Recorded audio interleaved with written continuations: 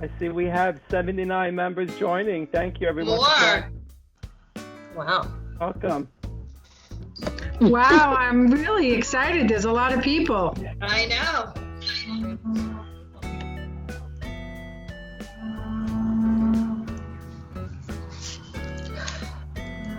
Can I get a check-in how many of our CEC members are on so we can get started? Carly? All right, so you want me to run the roll call? Run the roll call so we see who's here. Joseph D. Benedetto. You're echoing. Yeah. Why is she echoing? I don't know. Somebody must have their mic on, then it's echoing. Go ahead again, Carly. See. Okay. Joseph D. Benedetto. I'm here. Perfect. Thank you. That's what I did. Christine Caniglio. Present. Rashmi Krishnaraj. Present. Victor Lee. He was on, wasn't he? He was on by phone. Okay. Victor Lee. Akila just came in. Tawana Rivera. Akila Sorio. Can she hear? I do see Akila and I do see Tawana also. I don't know, maybe they can't hear you. Tawana is present, sorry. Okay. Edward Kim. Koti, shush. Lily Vivianti. And Monica Patino. I know Monica Patino. Here you go. Okay, so I have one, We have two. quorum. We have quorum. We have 6 members. So I'd like to get started if we I'm can. gonna mute myself. Carly, can you hear me? Victor, there you go. All right. Okay, I'm present. 7. Okay, so I'd like to call the meeting to order. Welcome, everyone, and I hope everyone is safe and healthy. And we're happy that you are able to join us this evening at our first remote CEC meeting. So I appreciate some patience for the way we perform because this is our first remote meeting. So hopefully it goes well. A few things this evening. I'd like to, as everyone knows, the school year is definitely not, there's not going to be any reporting back to the schools this year. And a lot of parents have questions or concerns about whether or not we will be starting in September. There is a new grading policy, which I'm sure many parents have questions on. And we have Judy Villanueva, who's going to be joining in. She's the Director of Policy and Engagement. And she will answer any questions regarding the new grading policy. We will also talk about the certain issues that the parents may feel they have with the homeschooling, and hopefully the superintendent will be able to clarify some of our concerns. For those that know, our district has a big problem with the providing food, to the unfortunate families. And there is a big community outreach concerning providing meals to those that are in need. And I hope that parents understand that although our school issues are important, there are more paramount concerns. Number one, the health and safety of our students, teachers, faculty, and the parents and our community. And number two is the concern regarding having food for those that are not able to get anything. So District 25 has reached out for support regarding food pantries. And later on, maybe Christine or Akila can explain how the food pantries work. But they are requesting that if anyone can donate money towards the pantry in our community, that they do so. And we have certain locations, community sites, La Jornada in Flushing, or the Queens Community House. In Whitestone, we have Grace Church, and in College Point, we have St. Fidelis. So later on, we'll talk about that. We've also have not met in our March meeting. We had hoped to have our town hall with our chancellor, and obviously that did not happen. The chancellor was gracious, and he had offered to do a town hall either remotely when we wanted, and we discussed it as a CEC, and we decided that we prefer to have it at a time where we could hopefully meet in person. So it's been tabled hopefully for the first Wednesday in October, and we will keep you posted regarding the location and the time. Other than that, the way we work is we have asked the community to provide questions, and Carly, Carly has the questions. She will read out the questions when they come in. There's also a chat here that we can look through the questions, and then we will take it from there. Okay, so I'd like to start off, and one other thing, we have some elected officials that want to come in, and I know Senator Lou wants to come in at 7:30, so we may have to table our discussion and, to show the senator that we'll give him some time to speak, okay? So I ask for your patience and understanding, and I'd like to introduce to you, Judy, are you here? Yes, Judy I am. Villanueva, who's going to explain to us the change, the new grading system, and there's some questions or concerns. So let's start with a brief presentation by Judy, and then we can ask her some questions. Hello and good evening, everyone. It's a pleasure to be in the company of everyone on this call. My heart goes out to any of your families if you have suffered a loss during this pandemic. And I hope that your families are all well. I want to say thank you to CEC President Joseph Benedetto. I am going to be sharing information about the new grading policy.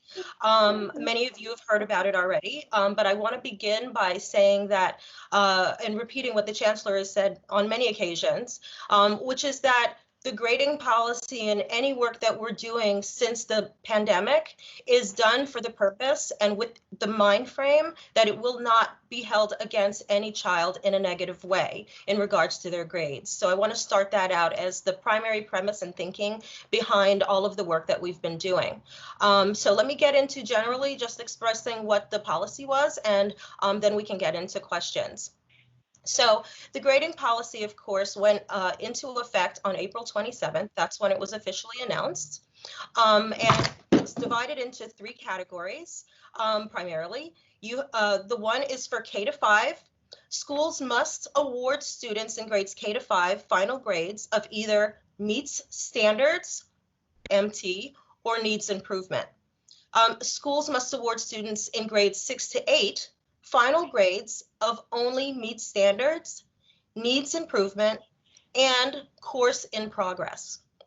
And finally, schools must award students in grades 9 to 12 final grades that are calculated using their existing grading scales, in addition to having the option to award a final grade of the course in progress. Now, in the engagements that we've had so far, I want to begin by explaining something that we've heard over and over again, which is a misunderstanding of what it is to be a final grade. So, of course, every school is different from one another as far as the grading policies that they were implementing within their school period. Parents were very concerned about the fact that they wanted to make sure that whatever the work is that had been done prior to the April 27th timeframe, that would be represented somewhere in the reporting. So, of course, the information and the engagements that we've had so far, we have explained that those grades do appear on the report card. However, the question always revolves around the final grade and it being this nomenclature. So we want to make clear that the nomenclature, although it's used after April 27th, the grading policies that are in place at each individual school are using their internal grading policy in order to identify the equivalent to the nomenclature that's being used. So let's say a child at a school, a 3 or 4 could be identified as meeting standards. Again, that would be in the final grading only. So what we have come to find out is that people are concerned when it comes to graduation and promotions and admission to the most competitive schools, that they're saying, hey, you know, that doesn't nearly explain and identify all of those nuances of improvement that really make a child's grade stand apart from their peers. This is a general term. So again, reiterating the fact that the purpose of this policy was to create a flexible policy that can be applied to the different grading policies that are already in place at each school. This is the sole purpose of that grading period, because we had very polarized opinions from the public as far as what grades should look like, you know, post-COVID, post-April 27th. Some districts didn't want any grades at all, give everybody A's, and some wanted to keep the strict policy. So we felt like this was a good way, a compromise that schools, our school leaders, could use in order to come up with a means through which they can provide grades, but also use other means. And I'm sure the superintendent Domingo will speak more to that about what's happening on the school level. But the real issue, again, seems to be enrollment. What is the criteria in which enrollment will use in order to be able to make decisions moving forward? Is for admissions. So at the stage at which we are now, of course, things have gone very quickly. Enrollment is currently in the process of looking into those decisions. They are engaging with different communities like yourself. I'm going to invite you, of course, to submit suggestions and information to us. They're currently taking into consideration in order to devise an admission process that will meet the needs of families. So it's any combination that we can imagine at this point, because it's still in development. So, Thank Joe, you, Judy. So I'm not sure if there's any questions that have come up yet. Before the questions come up for Judy, can I just speak a little bit to what Judy had said, just around what's happening at the school level in the district, because I think that's very important for the community to know. And then Judy, if they can kind of swing back and ask you some central policy questions, if that's okay. That's perfect. Okay, good. So what we have been speaking about as a district with our building leaders in working with their teachers is, and you've heard me speak of the work that we have done across the year around assessment, right? Really understanding our kids individually around where they are along the standards across the year. So we have had in our district screeners where there's a profile of students. We've looked at a variety of different data sets. We've aligned our units of study both to the standards and the individual needs of students. There have been mid-year benchmarks, teacher team meetings where we're getting to understand students. So the conversations that we've been having with principals is, where were your children in March before all of this happened? And so our schools are currently working to gain an understanding of that.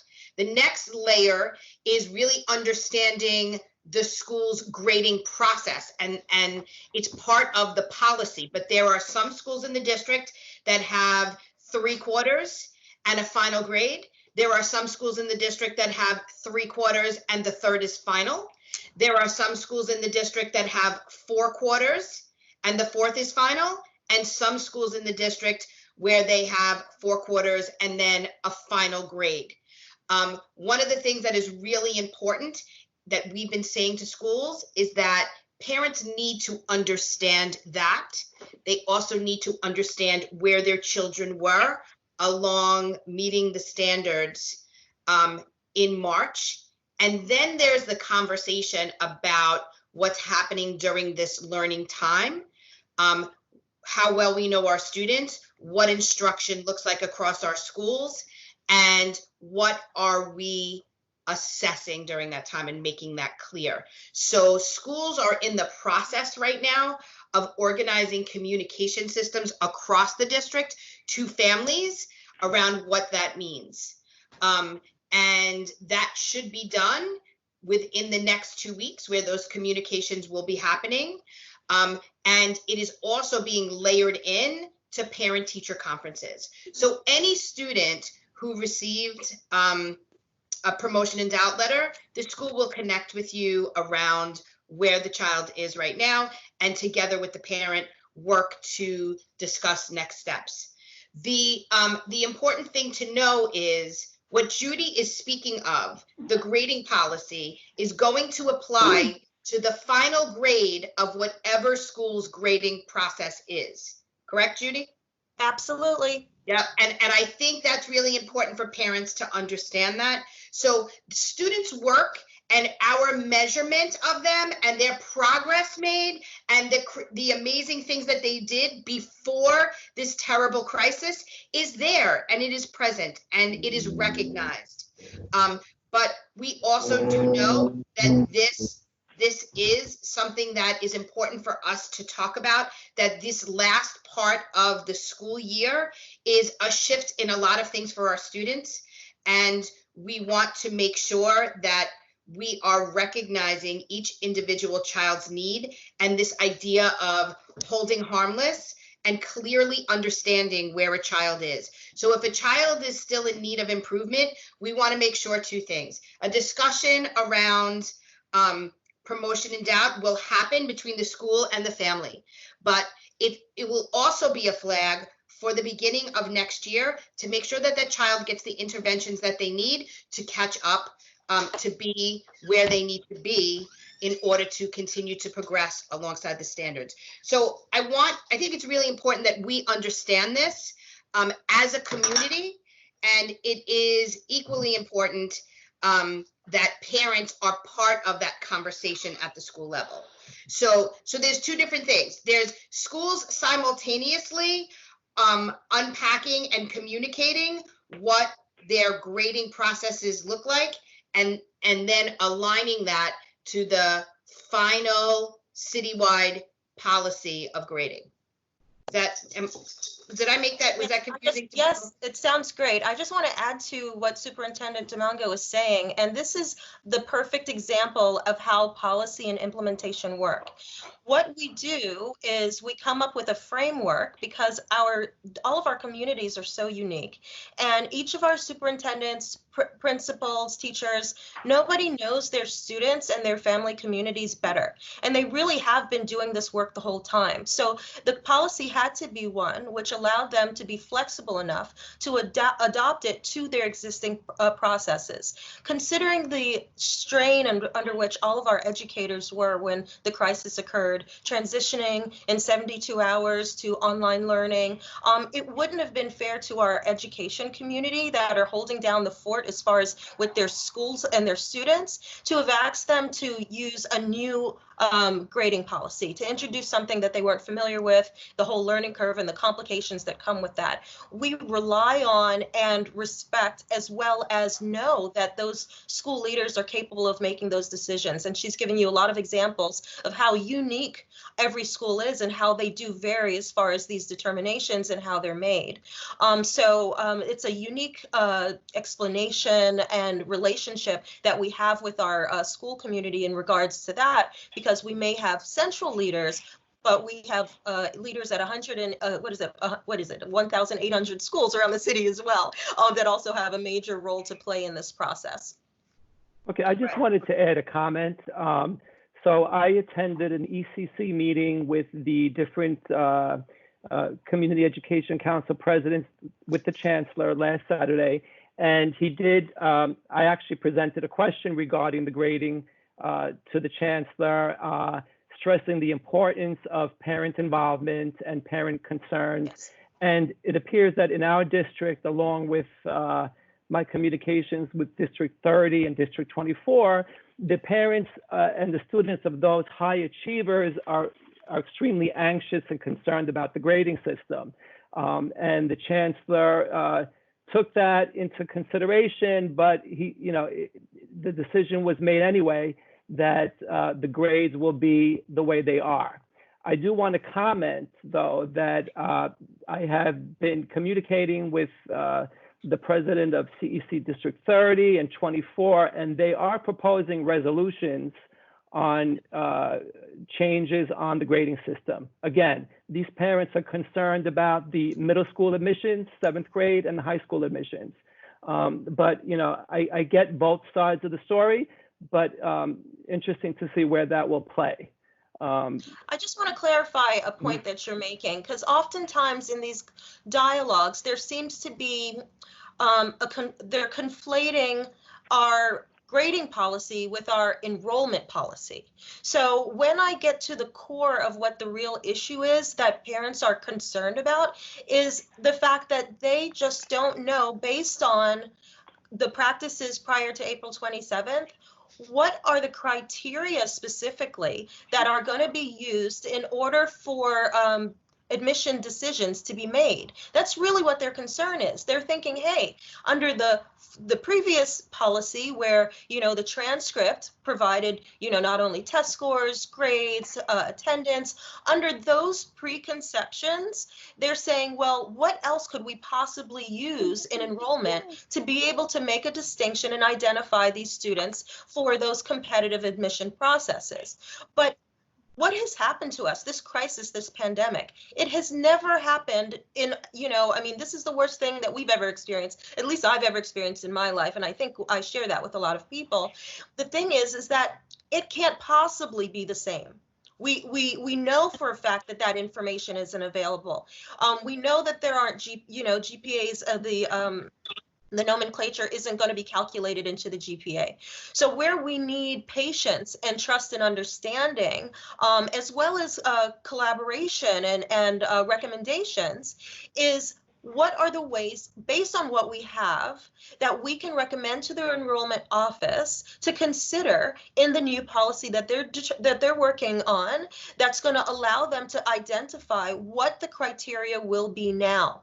So a lot of people are just afraid because they know what the criteria used to be, and they just can't imagine. That unknown is very difficult. But we have to keep the promise that the chancellor has made to all of the school communities, which is no child can be adversely affected by any of what the crisis has caused. That includes the enrollment process. So I just want to be clear about that here, that efforts are being made in order to hold that promise to be a fact.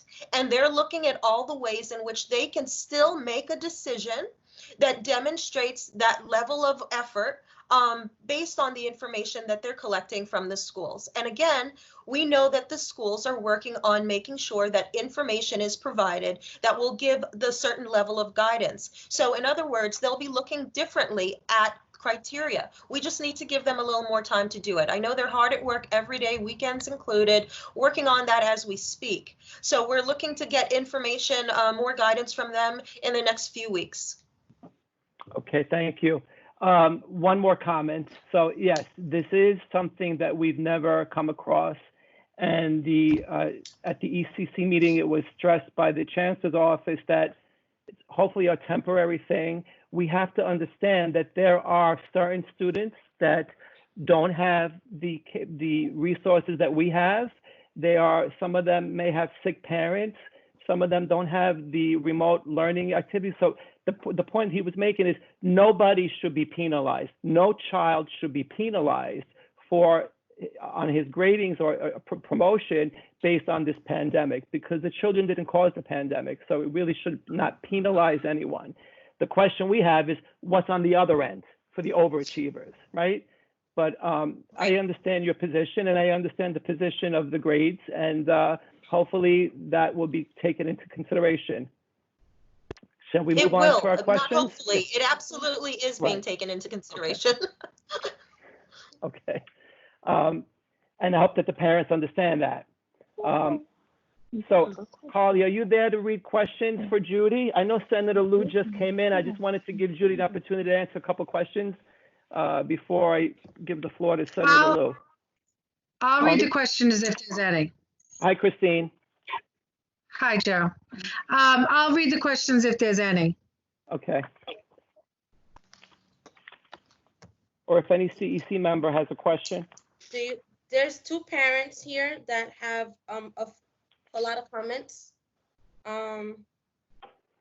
Yeah, Carl, I just, But they're not questions really. right, yeah, we're only going to read questions now, and the comments are public, so everybody can see their comments. But right now, we're going to strictly give Judy questions only. Okay. So does anybody have any questions? You could type them in the comment in the chat section, and I'll be more than happy to ask your questions of Judy.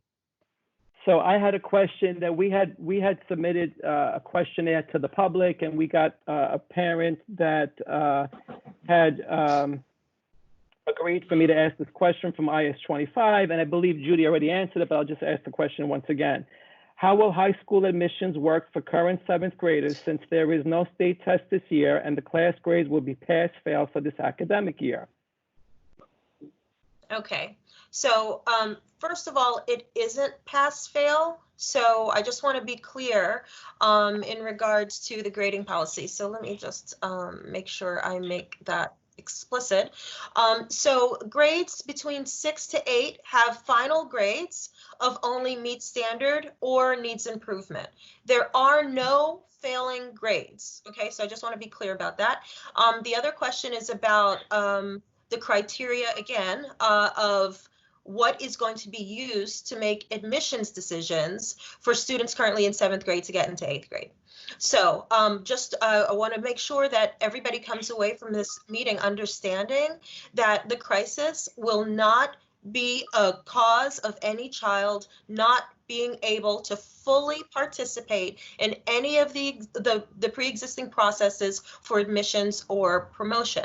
What we're trying to do is identify a way through the local leadership at the school level and the information that they provide, obviously, means through which we can distinguish who is going to still be able to, based on the information that they have and the work that they've done, still be able to have enough information for the schools and the admissions office or enrollment to identify enough information based on that child's performance to be able to admit them. The process or the policy is currently under development, and we're looking for recommendations and suggestions from the community based on the information that we have and the situation in which we're in. Everybody is aware of the fact that we don't have grades.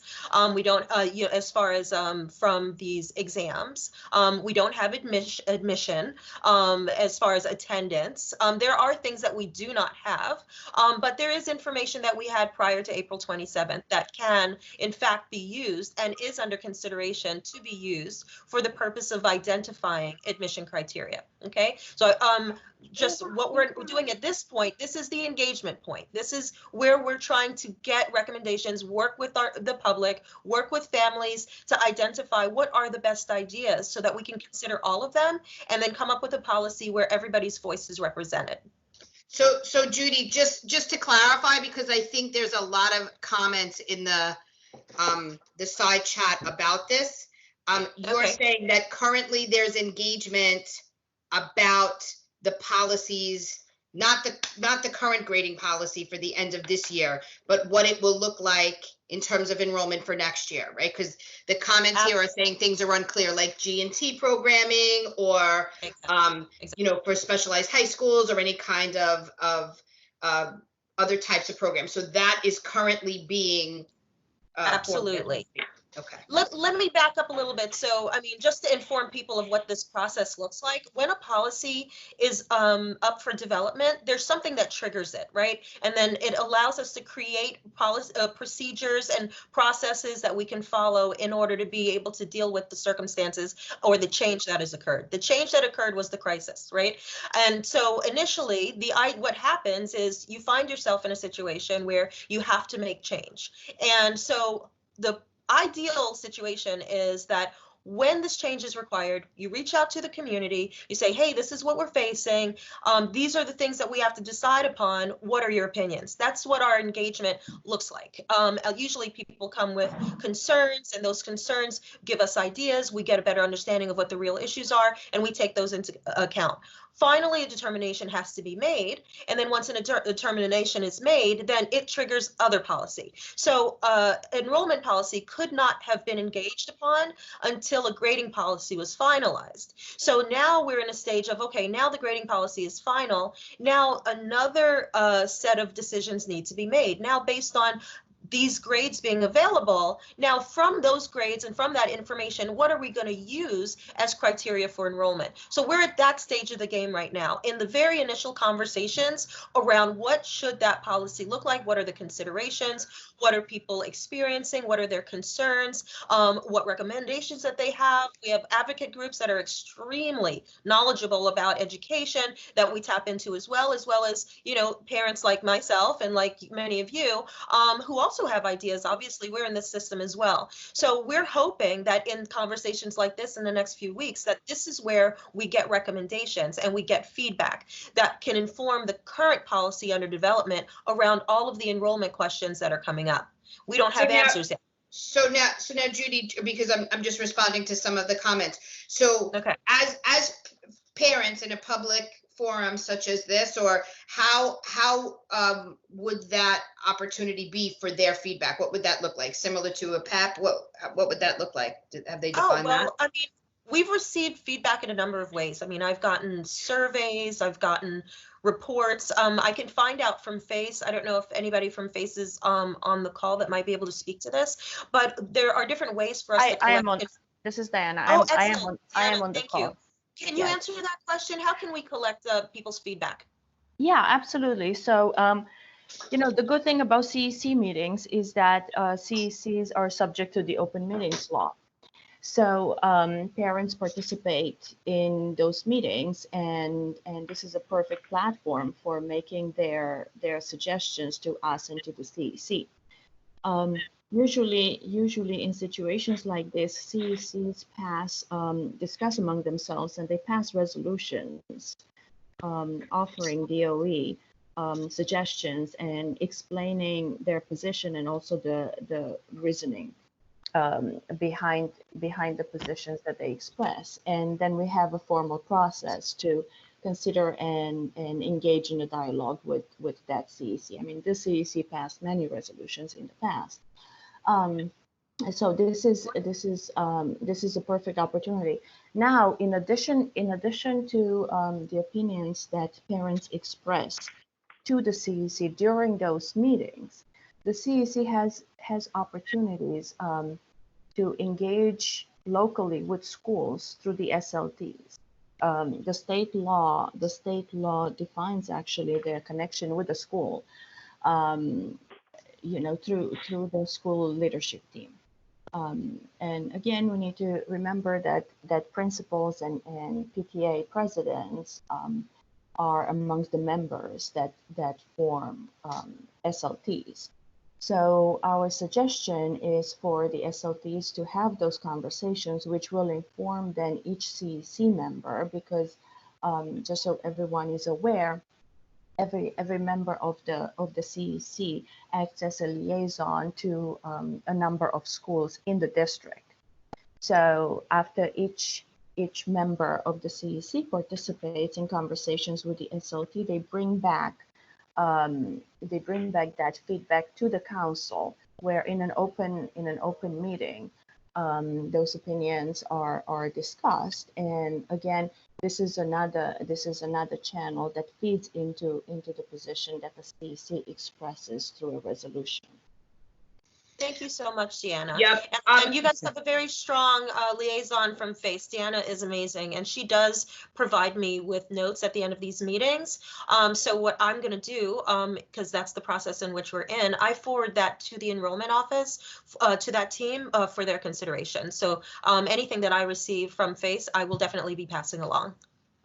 Thank you, Judy. Judy, there's just one other thing that I'm seeing here, and then I'm just going to turn it back over to the CEC. Okay. And only because it came up as I was speaking. The question is around course in progress and students with IEPs in summer school. And I know that that's a question that comes up a lot. Is that part of a conversation that you can have, or is that? Well, I mean, I don't have, again, a lot of information on it yet, because along with the enrollment office, who's identifying how that's going to look, we're also working with schools and trying to get groups together with principals to see what summer school is going to look like. So literally, these are all questions that we're in the process of answering. But what I can say is, based on, again, the strong knowledge that school principals and teachers have about their students and their abilities, if it is determined that even despite the circumstances that they don't believe that child will be fully prepared for the next school year, they are encouraged to award that child a course in progress grade, but that's for the purpose of identifying students who need additional support. So the summer school is intended to expand its reach, actually, because usually it's used by students that are mandated, but this will also include in the consideration of summer school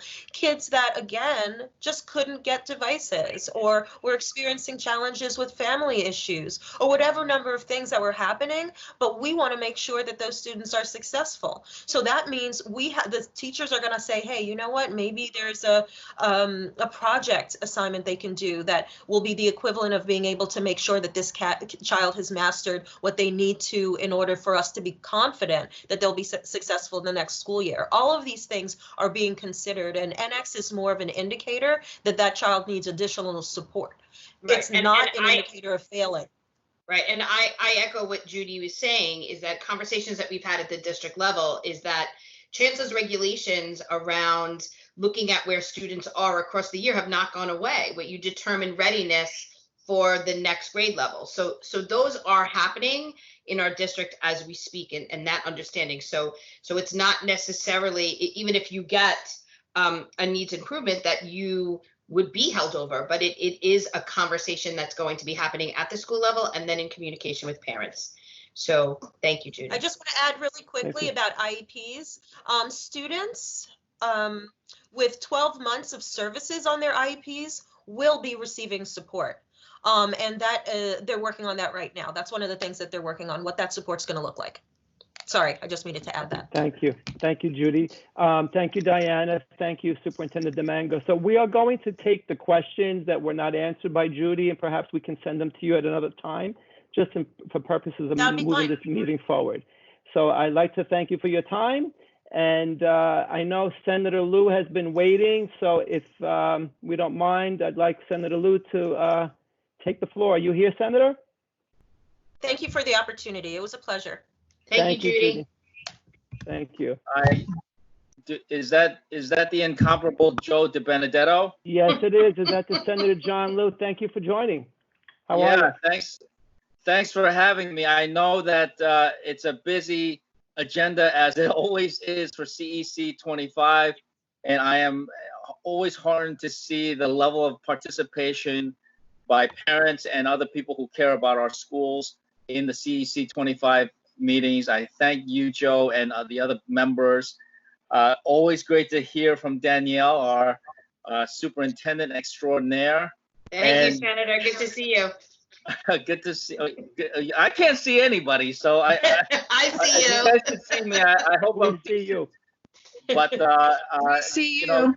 I think that the parents want answers, and Judy has been trying her best.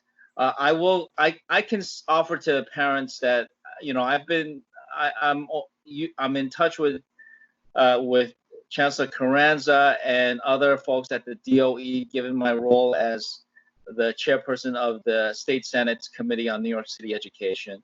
And I'm generally a very critical person. I mean, that's actually my role, to be constructively critical so that we can get a better outcome.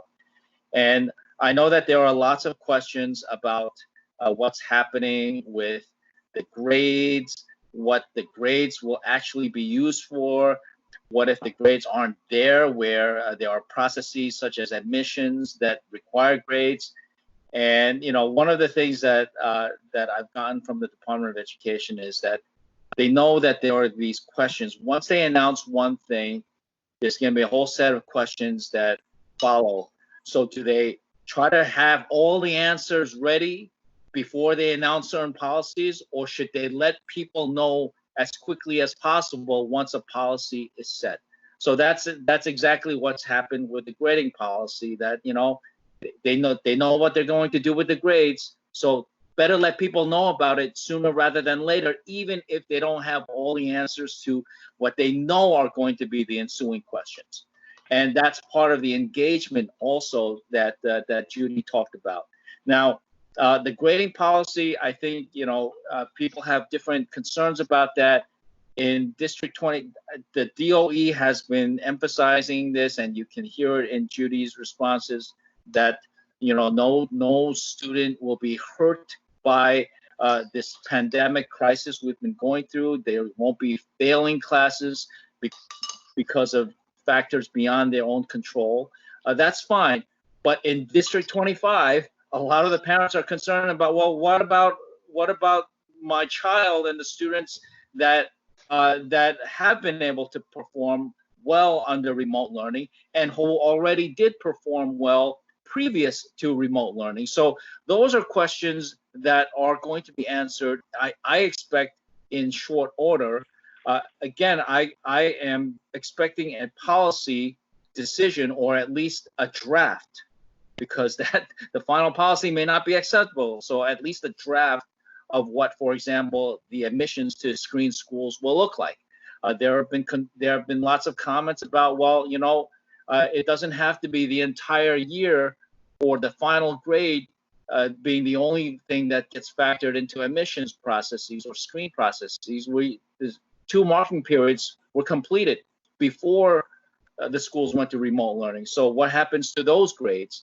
And possibly in the absence of state test scores for this year, you may have to give at least a partial weight to test scores from previous years. There are all sorts of considerations that have been suggested, and I'm making sure that the DOE is hearing these kinds of suggestions. I know CEC 25 and not only the board members, but the parents involved are going to be very engaged in this. So I want to make sure that our parents and the students and the CEC members are fully heard at the Department of Education. I know that the screen schools are a big question. I've made it very clear to the chancellor that he's not necessarily helping assuage the anxiety out there when he's been on the record saying that he wants to get rid of GNT programs, and that potentially you use this crisis as a backdoor way to address that. I'm very cognizant of that. I know he is as well, and I think that from my perch, I am not going to see a dismantling of GNT programs because of a byproduct of this pandemic emergency that we're all dealing with now. So there's lots more to talk about. I don't want to hog up the entire agenda because I know you have lots of other things going on. I would like to put in a plug for a town hall that my committee is holding next Tuesday evening. Joe, I believe we sent that information to you, but if we haven't yet, I will make sure that we do. It is a town hall that will be broadcast on Facebook Live, but there is the potential for anybody who wants to say something during this town hall to sign up in advance to be a speaker. It's from 6 to 8 p.m. next Tuesday, May 12th. And if anybody would like to be a speaker, I guess there is a link. If you go to, if you look at it, look for it on Facebook, you can find the link, or just send me an email and we'll send you to that link where you can sign up as a speaker. And with that, Joe, I want to thank you and the other PEC members once again. To our wonderful superintendent, Danielle, thank you for thank you, Senator Liu. Your leadership. And Danielle, I got to tell you, talk about people being caught between a rock and a hard place. That's oftentimes the position that that Danielle finds herself in, and I want to thank you for that. Thank you, most of thank all, you.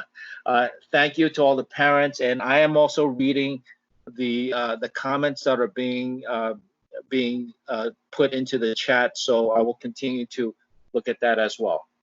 Yeah, Thank you, Senator Liu. Thank you so much. I just wanted to actually add a little bit to what Senator Liu has said. So he has a very long history in District 25, and his voice and leadership is so well respected across the district, and just in terms of myself as a superintendent. So keeping that in mind, I want to speak about one aspect of this work that is local, and that is our middle school SP programs, right? And so we always say it's semantic, but they are what you would call G&T programs in all of our middle schools. Now, we've done a few things across the year to sort of expand access and equity to all of our students, and that was as part of our goal of opening up access to Regents courses in the 8th grade. But our SP classes are still going strong, and as we did when I first became superintendent 10 years ago, our parents had a seat at the table with us in the creation of a policy for selection of SP programs, and we intend to do the same thing, have open forums with our parents to ask them about, for this year only, because I am hoping and praying we're going back to school and it will only be for this year, but what we will consider for placement in our SP programs, and parents will absolutely have a seat at the table in that discussion. So I think it's important for parents and the public to know that it's what we're about in District 25. So thank you for mentioning that. Thank you again, Senator. We will circulate your town hall through our CEC and hopefully see you next week. I'm assuming you're staying on. If not, thank you once again for your continuous support. My staff will stay on for the entire town hall. I mean, for the entire meeting. I do have other Zooms to get on, but and thank you, Danielle, for those comments. My history in District 25 goes back to my days in kindergarten at PS 20. Thank you. Yay. Love it. Okay, Senator, thank you again. So I do want to acknowledge that we are reading the comments here. I want to welcome, I see there's some members from other districts, so welcome District 28. I think District 24 is here. I do want to comment on one of the comments regarding why we did not choose a virtual town hall with our chancellor, and the CEC had discussed it, and we believe that hopefully this pandemic is a temporary thing, and we'll get back to normal hopefully soon. And we felt that if we had a town hall virtually this month and next month, it would be flooded with questions regarding the COVID and the questions that we're seeing now. And CEC only gets one shot at a town hall with the chancellor every 2 years. So we really had a nice group of topics we wanted to discuss with the chancellor that were out the door because of COVID. So we believe that if we wait and have an in-person town hall with the chancellor, it'll be more effective. So that's the reason why we chose not to do a virtual town hall with Chancellor Carranza. Other than that, I think I want to move on with our agenda because I know it's quite busy here. At this time, Superintendent, do you have a report that you want to give to us before we move on? I do have a report. Let me just pull up some information. And we have two people presenting with us today. So I will call on them in one moment, and I'm hoping that PS 219 and PS 201 are ready. So I'm just going to go through a couple of amazing announcements for us. And then I'm going to speak a little bit to the work that we're doing on remote learning across the district. And I wanted to provide an opportunity for some of our schools to showcase and show parents what's actually happening. And then I am absolutely here to answer questions about remote learning. So first, we thought it was very important to once again flash up on the screen for you. And Louis, I see that you're doing that. our district 25 contact numbers. You can call our original district phone number, and it will lead you to a phone number and guide you to a phone number that you can reach a person.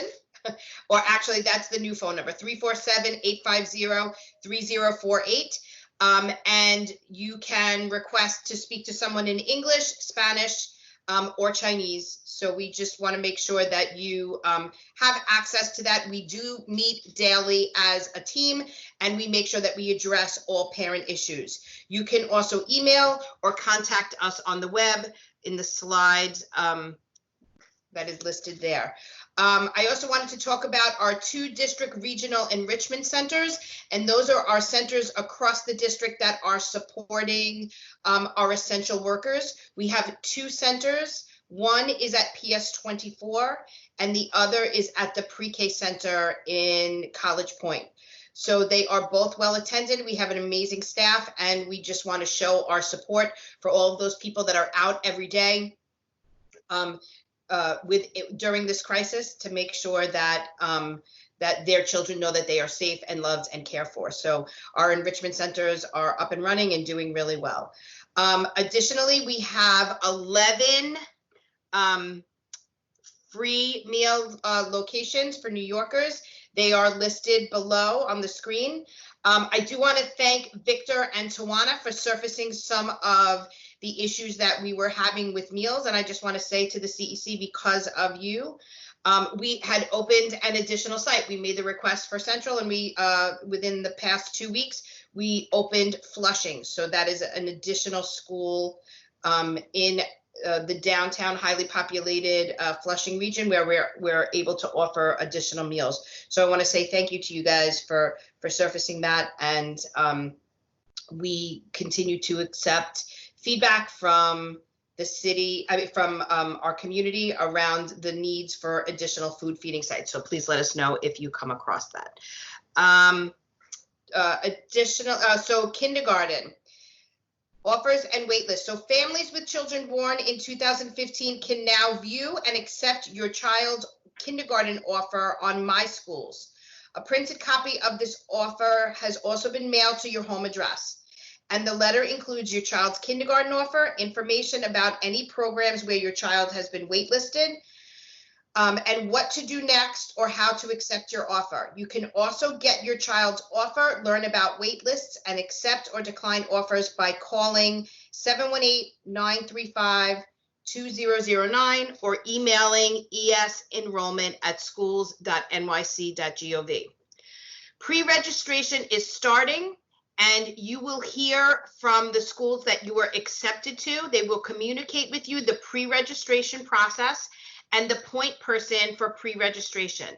Schools will be flexible and will work with families throughout the spring and fall on an individual basis as needed to fulfill registration requirements. Next is parent-teacher conferences during remote learning. Translation and interpretation services are available to support parents during parent-teacher conferences. Teachers will work with families to schedule conferences during a time that is mutually convenient for both to attend, and meetings should occur as soon as possible in May, but prior to May 22nd, 2020. Parents can participate in a conference by phone and or video conference using Microsoft Teams or Google Meet, and teachers will share with parents the platform that will be used. So many of the schools in our district had one-on-one parent-teacher conferences in March, and the May parent-teacher conference was a little bit more relaxed. So schools will be communicating to you what that parent-teacher conference would look like. Some of them were groups, some of them were class meetings. Principals will be sending out information about what that would look like through your teachers. And but at no time, if you want to have a one-on-one meeting with any of your teachers, you can request that at any time. So we just wanted to make that clear to all families. Sorry, I'm flipping back and forth between my report and the meeting. Okay, so additionally, all school leadership teams, All schools should have scheduled an SLT meeting already. If not, you should reach out to your SLT chairperson or school principal to find out the date and time of their SLT meetings. The work that we're doing in the district is really talking about supporting SLTs in looking at their goals, seeing where they were towards achieving them, and to start thinking about setting and updating their goals for the following year. So we're in the process of doing that now with all of our. So while we wait for Danielle to come back on, maybe Christine and Akila can comment about the food pantries, because I know it's a big concern for the district and our CEC. Sure, Joe.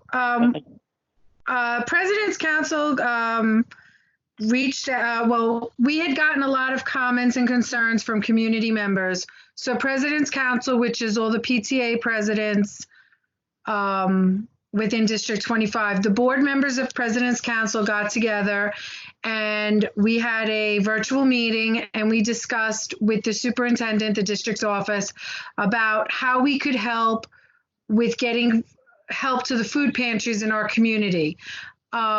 We spoke to Akila, who is also on the CEC, happens to volunteer some of her time at a local food pantry as well.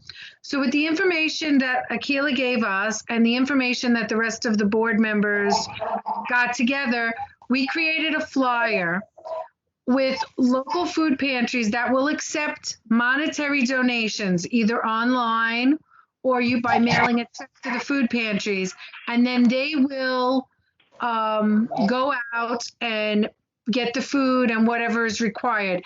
That was to kind of help, rather than having people go out, run to the stores and doing extra stuff in public where we don't want to break the governor's, restrictions. We felt online donations would be the best way for us to reach out to people in our community.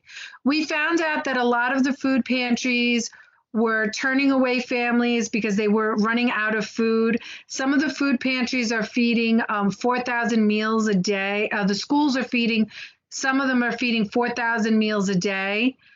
And a lot of the food pantries were having to turn away some families because they ran out of food. So we felt that, we would put the information out there to our community and within District 25 and, try to have everybody, if they were in a position to be supportive of our, help our community. So the flyer, I think the flyer is out. I know it was sent to all the PTA presidents.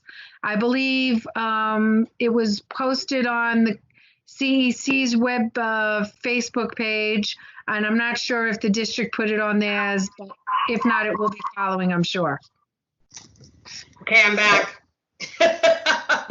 You're back. Thank you. Okay. So I just want to say, this is a perfect example of streaming in your household with your kids who are also doing online learning that kicks you out of a meeting. So I just had a mini fight and kicked everyone off of the internet just now. Well, welcome back, Danielle. Before you continue, I just wanted to thank the presidents, because Christine spoke on behalf of Akila regarding our food pantries and what their intentions are. And I wanted to thank both of them and the President's Council, especially for coordinating that event. And we hope it's a success. And we hope that we really don't have many families that continue to, have problems to get food. Yes, so I echo that. Yeah. I echo that. Thank you guys so much. You really heard the call of the concerns that are happening in our community around hunger and the need for food, and you answered it very quickly and were able to get out that flyer to all members of our school community. So thank you. Thank you. Okay, so before I address anything, where was I before I got kicked out by my son? I believe you were discussing the. You were discussing the SLT and how they're in the process of setting up goals for the next year. That's where you left off at. Okay, so that's all right. So it's good. Thank you. So that was actually the last part of my report before I went into online learning. So tonight we have two schools that are presenting what's happening across our district in terms of online learning.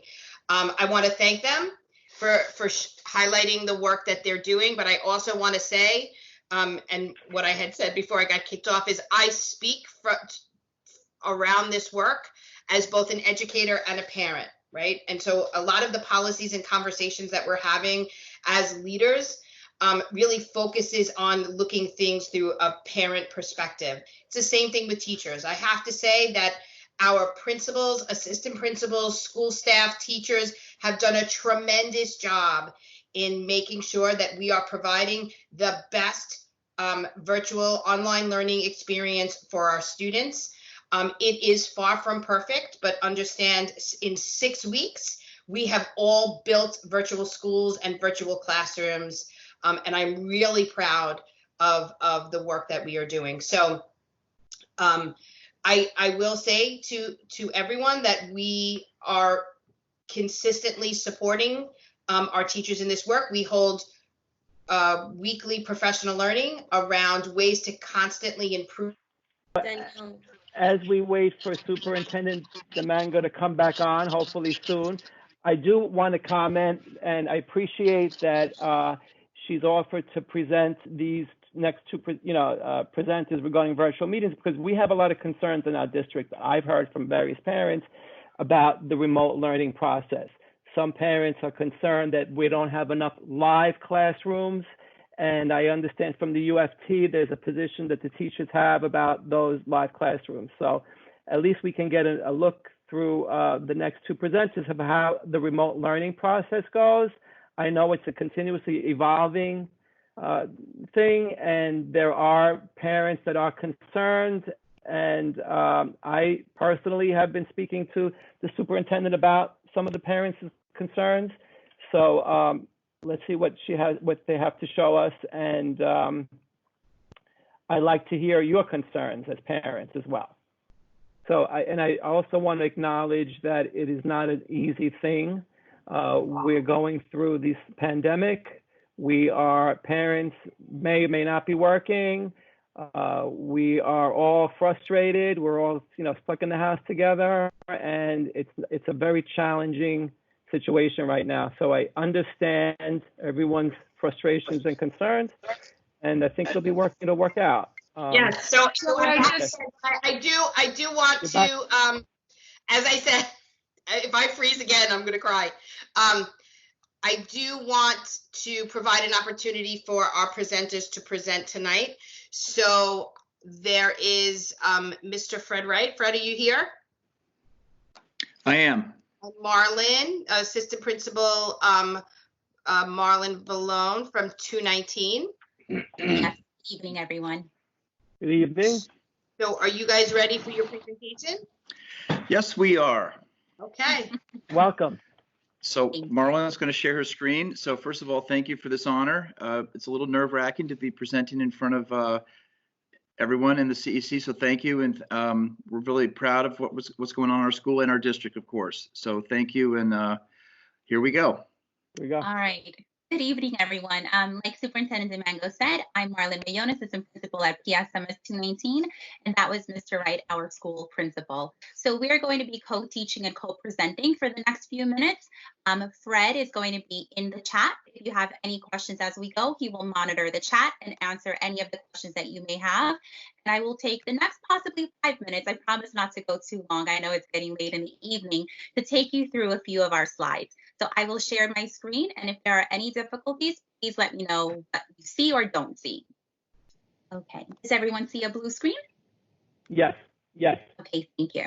So welcome to our school, PSMS 219. For those of you who don't know who we are a tiny pre-K through 8 school located between John Bowne High School and Townsend Harris, as well as Queens College right behind us in Flushing. Today, our goal is in the next few bullets that we have presented here, which are basically to take you through a showcase of how Google Classrooms have expanded across our school. And in specific, we selected one third grade teacher, Miss Yee, who teaches Common Branch General Education students, as well as multilingual learners. The focus of our presentation today is to take you through the slides of a typical flow of the day as an elementary school student in our school, and we're going to be highlighting the academic and SEL support that we provide for our students, as well as highlighting how our classroom teacher, Ms. Yee, has been embedding audio and video during direct teaching.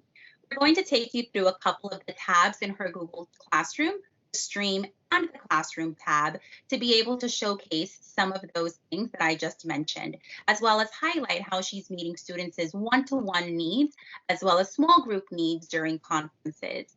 And then we're going to get into the fun stuff, which is actually taking you live into what her classroom looks like, as we show you 2 days worth of sample lessons. And we will end with how she provides her students with feedback.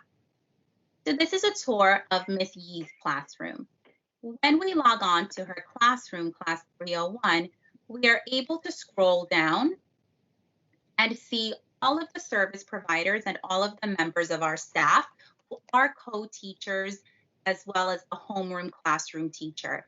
It allows for all of us to be active in the classrooms and for us to be able to see how we can support all of our students.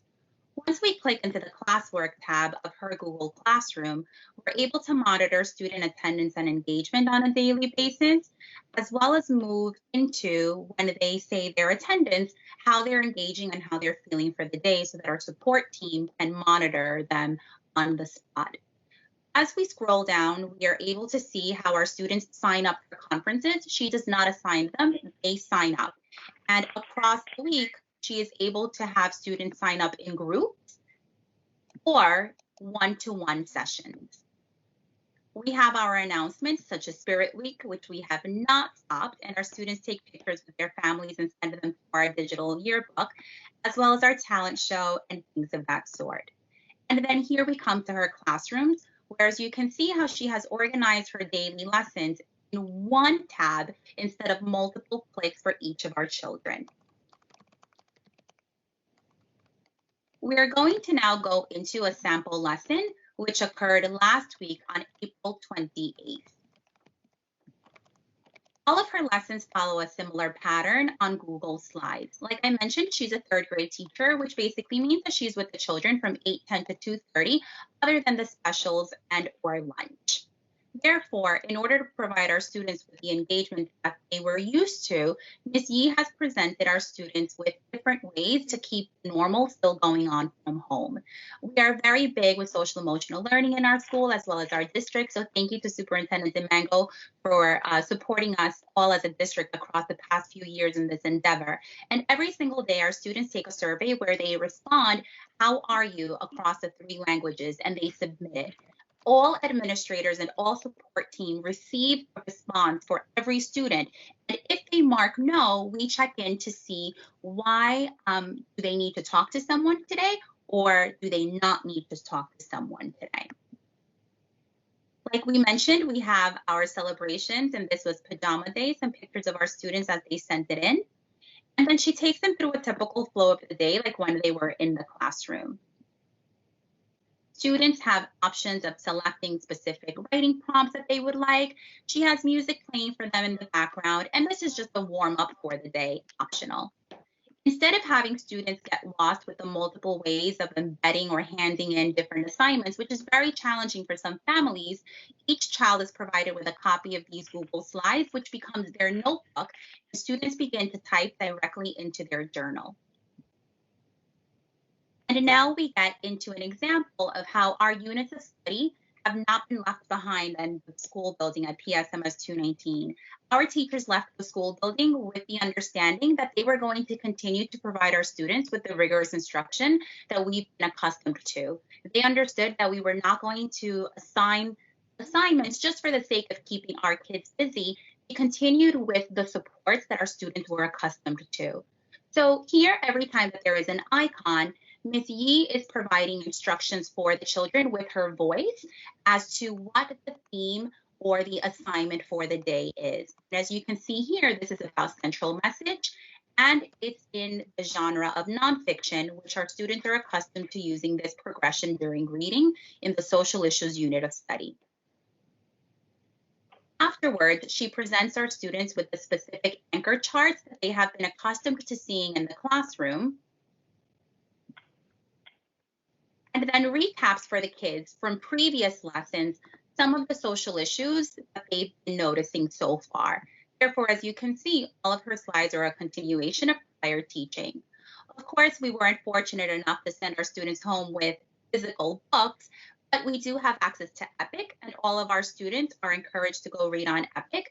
And the teacher specifically assigns a text so that there is a shared vision within the class, and the students are provided with sentence stems, since once again, this is an English language learner class, multilingual learners, so that they have some support as to how to continue. And then we move on into writing workshop, where you can see that our students are engaged in the genre of narrative writing. Specifically, they're writing fractured fairy tales, which is encouraging our students to think about all of the elements of fairy tales and come up with the narrative strategies that support them. And then we move on to familiar tools, like I mentioned before, that our students are accustomed to using, which is our writing checklist. And specifically, this lesson focused on endings and conclusion, which again are part of the next generation standards. And in specific, children are self-assessing. Are they there? Not yet, starting to, or yes.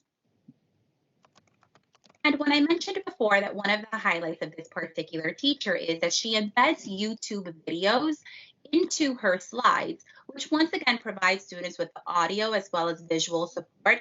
And again, the comfort of the modeling that she did in the classroom with her smartboard as well as with her Elmo. So as you can see here to your right, she has anchor charts that support the students with the specific task that she is asking them to do. I will click on the YouTube video just for a few seconds, and you can hear Ms. Yee explaining endings. Super hard on writing your fairy tale draft. So far, we've written our introduction, one of our body paragraphs, or perhaps a few for some of you, and now one of Mother. Paparella played with Spot and the other dogs for exactly 1 hour and 58 minutes. And so as you can see from this specific small clip, Ms. Yee has recorded herself and is modeling for her students how their task for the day could be accomplished. When we go on to the next slide, she provides additional support for the students as to how they can continue their work with endings and conclusions. Since I mentioned it before, she is an elementary school teacher with the students the entire day. She does provide reminders for them to attach their photos of their notebook or to add them to Google Classroom before leaving for the day. She provides movement breaks for the children, as well as moves on to math and other subjects, giving students access to specific assignments on Pearson Realize. Then children go for enrichment onto accelerated math, which again, these are all different apps and all different extensions that our children have been accustomed to. Every single day, there's a daily self-reflection exit scale, where on a scale of 1 to 4, our students give themselves how they rate for today's lesson and why. The teacher uses that information to plan for the next day's lesson. And then choice time, where our students are able to go back onto the classroom tab to select some items of preference. And now we're going to move on into 1 week later. What does this look like? So by now, our students have been immersed in these unit of studies for over a month, and the students are getting ready to celebrate. So I'm going to fast forward. I will spare you the view of similar things we looked at before, but there's the mood meter, here's the flow of the day, here's the journal prompt. Once again, students can respond within the slides of the journal. And once again, here she has an audio clip of herself explaining, once again, the social issues unit that we are in, the different baskets within Epic Library that she has provided for the students with specific supports of the social issues that they have been working in book clubs. Afterwards, and this is where the fun begins, our students, every time that they culminate a unit of study for reading and writing, they celebrate. Of course, we're not in the classroom, we can't have our snacks, we can't invite guests in, yet our students have been able to make their learning public through Flipgrid. And once again, this is definitely something that as a district, we've been showcasing and getting our practice with. As you can see, student choice is critical. So our teacher has provided students with Flipgrid, a poster, a speech, or a comic strip as an opportunity for them to celebrate their work. Afterwards, students go to independent reading. And now when we move on to writing, I apologize. When we move on into writing, once again, our students are celebrating the writing unit of study. And our students have access to their writing checklist, once again, glows and grows. And here we have some access to Flipgrid. Whenever Ms. Yee asks students to go use a tab or a specific app, she always provides students with a tutorial of how the clicking could or should go. So now I'm going to begin to end our presentation by taking you to Flipgrid, which is how our students have been celebrating their work. For privacy purposes, we have hidden all of our students except the 2 that we are showcasing today. Usually this is much, much more full with students. And with Flipgrid, for those of you that are not familiar with it, it's basically a platform where students can come on and use their listening, speaking skills, as well as their reading and their writing, so that they can express themselves fully. So as I mentioned before, during reading, our students were culminating their social action project. We have 2 students, Ella, her social issue was around no more plastic pollution. And then we have Joven, who discusses that if you are discriminated against, and if this happens to you, this is what you could or should do.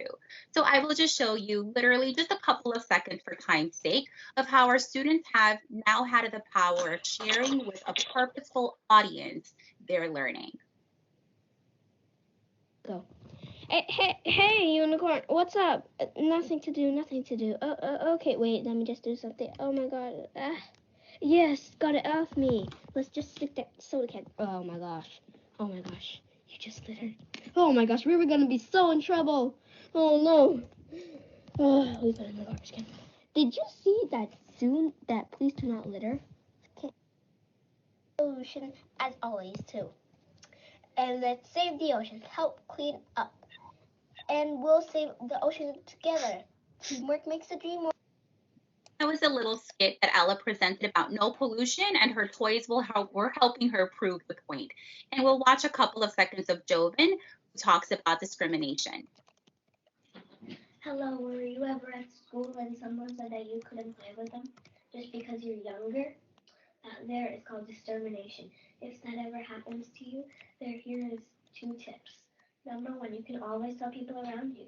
School, there will be a teacher, maybe you're someplace where you're.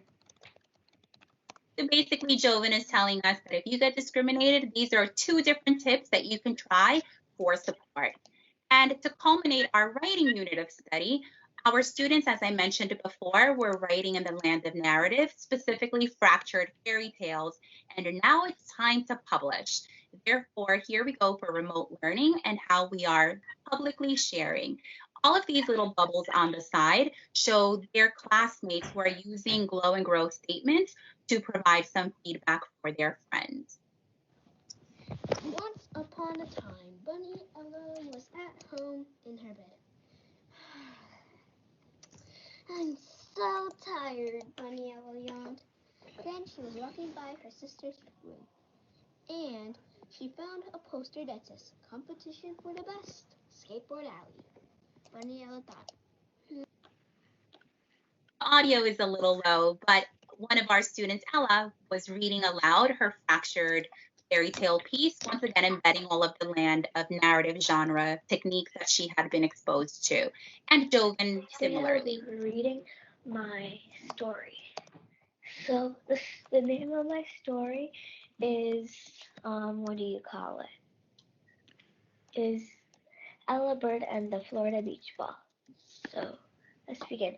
Once upon a time, Ella Bird was sitting at the dining table waiting for her dinner. Today, her 2 evil bird brothers are making dinner in the kitchen. Ella Bird wondered what took them so long. When she was sitting at the table playing. So as you can see, Flipgrid provide a specific kind of platform for our students to be able to engage with their friends and to give each other the writing celebration that they've been accustomed to. And the final document that we would like to show you now is an example of how Ms. Yee goes directly into each student's Google Classroom account and provides feedback on the specific tasks that the children were working on. And if you see here to your right, one specific example is, I think you'd be a perfect agent in Odd Squad, writing Glow. Nice work, adding a lot of dialogue and thoughts into your fairy tale. Writing Grow. Remember, balance dialogue, thoughts with narration by also adding actions. So once again, our students have the opportunity of seeing their teacher live, visiting with their friends during Hangouts and one-to-one meetings, and also receiving some written feedback of their friends with their teacher. So, thank you. Thank you, Ms. Marlin. Yes, I wanna just thank PS Thank you, Marlon. 219, Ms. Vallone and Ms. Yee. One of the things that I forgot to mention was this is Teacher Appreciation Week, and we really appreciate all of our teachers across the district for doing work like this. So what you're seeing is an example of the expectations of 219 under their leadership. I want to thank Principal Wright and Assistant Principal Vallone for presenting. I know that Ms. Yee had another class tonight, so she could not be here with us. But I think it's important for parents to know two things. These are our expectations, and our schools, our leaders, our teachers are rising to it and beyond. So we are continuously working for our students to make sure that they have access to the most rigorous online learning possible. And secondly, I know that this looks like a lot to some parents that may not be used to engaging in online learning. We want to let you know that this is paced, right? And there are supports in place. And anytime a student may have, any kind of concerns, their teacher is right there for them. And that's why we say to parents also that your teacher is your first place where you should start. They are running workshops for parents on walking them through these platforms and ways that they can support. But what we are also seeing is that platforms such as these are teaching children autonomy. They're learning how to pace themselves, what they need to do, how they can connect in a lot of different ways, how they can get their work done, their research, the access they have to literature. So thank you, Mr. Wright and Ms. Vallone, for showing us this tonight. We appreciate you, and thank you for all that you do for our kids. We thank you as well, and it is very inspirational, amazing. I'm just curious as to what percentage of the students are actually engaging. I mean, is it, I guess it goes by grade, but what happens to the students that are kind of, they shy back? Like, that's a good question, and that's something that's a good question. Let me answer real quickly. That's part of our district support as an expectation from the superintendent. We are expected to have systems of catching students' engagement and their attendance. So one of the things that was an early slide was while we have, and every school has some sort of method with a Google chart or something like a form to say, yes, I'm here. But a lot of schools like ours embed an SEL question in there. And that's a, hey, how are you feeling? A mood meter question, something like that, and attendance. Now, the first line of defense is always a teacher. And after that, our system goes to our deans, our counselors, and then eventually, ultimately, a crisis team, because a lot of things are going on with students. So that's the answer, is that if the teacher detects it, they reach out, and then they reach out for help, and they escalate it through the school if they're not getting a response, because something might be going on, or it could be a device, it could be moving. Some of our kids are in Texas and Florida and Virginia and Nassau County. So it's our job to find out. Yep. I think also, if you guys noticed in the beginning of their presentation, their check-in asked them if they wanted to speak to someone. And we've been hearing that across the district. Just the other day at our President's Council meeting, one of the parents was saying that her child checked yes by mistake, and within 15 minutes, the school called them to make sure that her daughter was all right. So a lot of our schools are doing that, and I'm glad that you guys showcased that and had the opportunity for our families to see the work that we're really doing. So Joe, the next, I have one more school that wants to just present their work too. So Umid, are you here, Mr. Saren from PS 201? Yes, I'm here. Okay, so you're on. Thank you for being here tonight. Thank you. Welcome. Thank you for being here. Thank you. So let me present. I hope that you can see me now. Thank you for the opportunity to showcase our work from PS 201. I will keep it short as much as I can. I just want to show with you a few of the classrooms. We are departmentalized in 4th grade and in 5th grade, so I'm going to show you a classroom page, a math classroom page, and how it looks like. Then a 3rd grade and a kindergarten very quickly, so that you have a general idea about how we are providing support to our students. As you can see here, our teachers post their Google Meet. Here the team, is meeting at 10 a.m., 12 p.m., and 2 p.m. And students register to those time frames, and teachers meet with the students. They conduct live sessions with the students. In this particular live session, the agenda is for students to teach students how to use Jamboard, Google Draw, and answer any of the students' questions. Right after this, as with other school, like the other schools in the district, we embed SEL in everyday communication with the students as well as attendance. So teachers had to take attendance by, checking the mood meter for the students. The thing that I want to pull your attention to here is that if you notice here, there is Monday 27, and there are 2 links to Monday. The work is differentiated for groups of students based on for each unit, for each lesson. It is not static, so the teachers create groups and provide instruction based on the needs of the students.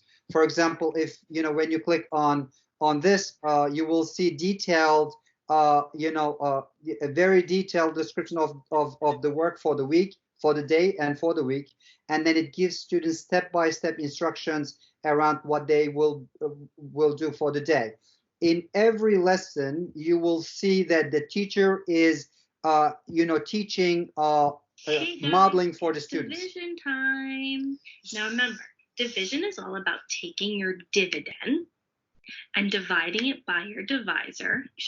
Just reverse. It goes inside the house, out that we don't have. Just underneath the first digit or the place value, it's what's left over. So we're going to literally just shift it next to the other digit so I can keep the. So right after the video, the teacher then assigns, it posts the anchor charts for the students and posts any other required, links for the students to click on and to do their work. And then to assess their work, the teachers will often either provide a quiz, a short quiz on every lesson, or interactive. They usually use the Google Slides or Google Docs, and students respond to those questions. One thing that I want to also pull your attention to, for example, there is one lesson here designed for one student only. I hope that you're able to see me because I'm getting a network error. Anyway, so for example, this lesson is for one student only. The teachers differentiate support based on the needs of the students. And every day is structured this way. This is the math. So moving on to 3rd grade, for example, in 3rd grade, if you look at the structure of this, we have Mondays with Michelle Obama for the read aloud, and then we have the attendance, how are you feeling, and then the teacher takes the pulse of the class this way, and then we move to the actual workshop. In here, the teacher will again post the video, will model for the students, as you can see here. And this is the math one. So I showed you a math. So let me show you a read aloud. For example, in here. Weather and climate. And I will bet that in your reading, you have seen the word weather and you've seen the word climate, and you kind of went, what's the difference? And wake up in the morning, I often turn on my... So in here, we actually taught our students how to use their smartphones as a projector. The teachers are able to use Screencastify as well as their cell phones to model for the students how to jot down notes as they read. And at the end of the presentation, the modeling, then there is always a link to more work for the students to complete. And at the end of every assessment, there is feedback that is given to students. Now, in kindergarten, this is a little different. If you look at the structure of third grade or first to fifth grade, you will see that there is the read aloud, there is the math workshop, the writer's workshop, so on and so forth. But in kindergarten, it's a little different. For each day, there is only one slide because we don't want our students to, have to click on many links. In that, as students log on to the, click on that link, they will see the morning meeting. Right after the morning meeting, like with the other school, everything, students can just click on the on that button, and they can actually hear the directions. Students then complete the SEL work with our dean and our guidance counselor, and right after that they go to foundations, which takes 5 minutes to 10 minutes every day. Following foundations, then we present the learning goal for the day and for the week, and teachers then the I do, the we do part, they model for the students. And then for the UDO, we use RAS Kits as well as Epic for students to go on and read and practice the strategy that has been taught for the day. We also use Lexia to help our students, move in terms of reading level, make progress, and they have been actually using the program very effectively, and we've seen a lot of progress in terms of Lexia. So then we have the read aloud lesson, and the teachers actually model for the read aloud. And then we have the writing lesson. In here, for example, the writing, the teacher will... Today's writing learning goal is I can think, do well at school, and park. So as you see, the teacher models for the students. From the office, so I'm going to do that right now. So the UDO part, teachers post work. There's exemplar, and then also link, step-by-step instruction around, how students can upload their work or submit their work. And then we have games for the students, and then we have the some time for them to play, some time for them to exercise, and then we go back to the math where teachers conduct a math lesson, so on and so forth. Right after the math, we make sure that students, we remind students to go to their prep, which is either music or gym or so on and so forth. That is basically for every every day. That's what we that's how the lessons are conducted throughout. And then teachers actually check student work. If you notice here, the teacher will provide comments as well as next steps for every student right here. We conduct a lot of live sessions with students, almost on a daily basis. So we try to, we're implementing the blended model where we can, provide synchronous as well as asynchronous lessons for our students. Initially, it was mainly asynchronous where teachers uploaded some work for the students. We used Google Slides, but as we've learned about new programs and we trained our teachers, they have become more comfortable with using different programs to also conduct synchronous learning. And right. So yeah, so thank you so much, Mr. Sarin, for showcasing your work for us. You know, just to explain, I know Joe DiBenedetto and I took us a couple of days to get that synchronous and asynchronous learning. Right. So asynchronous learning is any time that the teacher is not directly in front of students live. So I see that there are some questions about the synchronous and asynchronous learning. What we have a lot of our teachers trying to do a blending of the two, because we also do want there to be opportunities for students to explore platforms very similarly to what you saw with 201 and 219. There's enough resources there for students to go in and gain access, but we also do believe in teachers connecting with students in that way. So as you'll see, we've been working with our teachers around building learning across a week. You know, there's a lot of small group instruction, there's time for larger group instruction, and then there's time for students to do that independent work. So once again, I see there's a question about the difference between synchronous and asynchronous learning. If your teacher is not online with your children by now, because it did take some time for teachers to learn this, some picked it up quicker than others.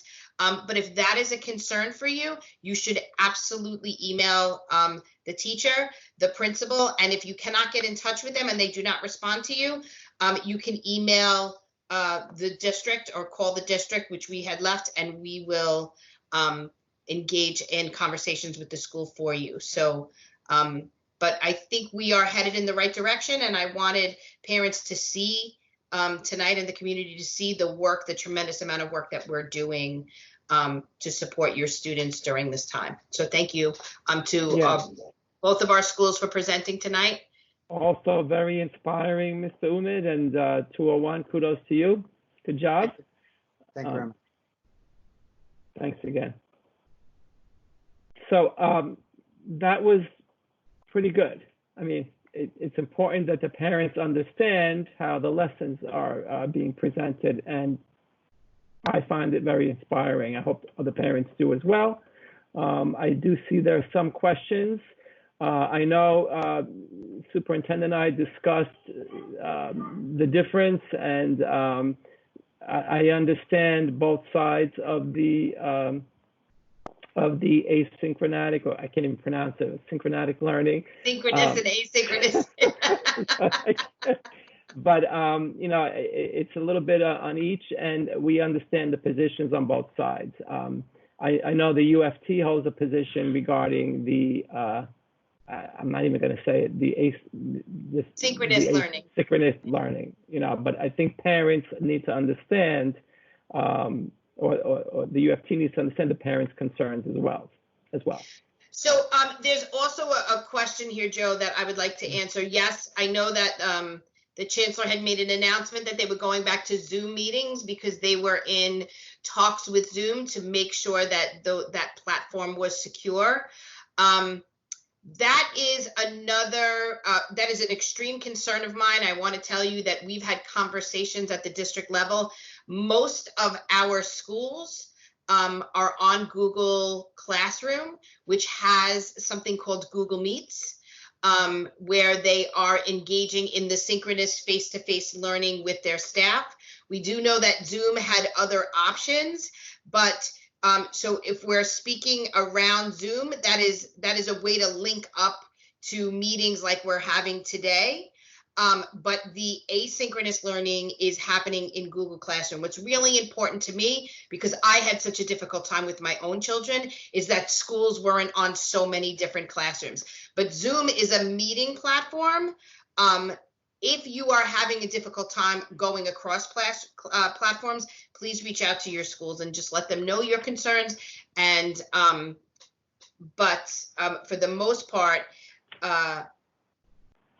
you know, we're not seeing that Zoom it's not a place where, let's just say, work is held. It's not the platform where work is held. It's a meeting platform. So, but As we said, all of our schools are hosting supports for parents, and they are also surveying parents for their feedback. That was really important for me because as a parent, I have a lot to say about what my kids are going through. So please make sure you reach out to your schools. They do want to hear from you. Thank you. So I'd like to move the meeting a little along. We're at like 2 hours in. I see. I know, Joe, there was just one other question. Go ahead. There was just one other question that I wanted to answer that was here in the platform. Is about attendance. Lily asked the question. So there's multiple ways that we take attendance in our schools. We do like to have a check-in time every day across all of our schools. However, if a student misses that check-in time, we are measuring what's called student engagement, which means if you don't check in, you will most likely get a call from your school just to make sure that your that your child is okay and is healthy and is working and there's no social emotional needs. But there's other ways that you can get credit for engaging in the day, meaning, did you log into Google Classroom? Did you submit work? Did you write a comment to your teacher? And so there is these systems and streams of communication that are happening in every school to make sure that a child has engaged by 3 o'clock. 3 o'clock is the time that all of our information has to be in terms of not necessarily attendance, but engagement. So there is time throughout the day that a child can do that. So it is okay if you miss the check-in, but we do encourage the check-in because it gets the children's day started. And that is also important for us too, to kind of keep some normalcy of schooling. Okay. So I'm not getting these questions on my chat. So are there any other questions? Am I missing something here on my screen? You're getting all the questions there, right, Superintendent? I see Emers. I didn't see her question. She says, did anyone respond to my question? I'm assuming Carly's taking the questions. Carly, you there? Joe, I yeah, think but there hasn't really been any questions. It's just been like. No, I think it responded in the past. I think you and Danielle, she responded to her question. It was a mix of a lot of questions, so she did respond. Yeah. Oh, okay. So at this, if there's no other, Superintendent, you're done with your report, correct? Yeah. And thank you for the presentations. Again, very inspiring. Before we move on to the public comments or questions, I'm not sure if any of our fellow CEC members had any comments or questions. I would like to give you the opportunity at this time to speak. Are there any CEC members that have any questions or comments? Joe? Yes. Can you hear me? Is this Victor? Yes, it is. So Hi, I do Victor. have a question. Hi, and this is challenging for me too. So I just have just a commentary. So basically, everybody talked about the grades, so this is in addition to it. And I'm just going to use a illustration or example to ask my question. So I'm going to use Townsend Harris as the actual school.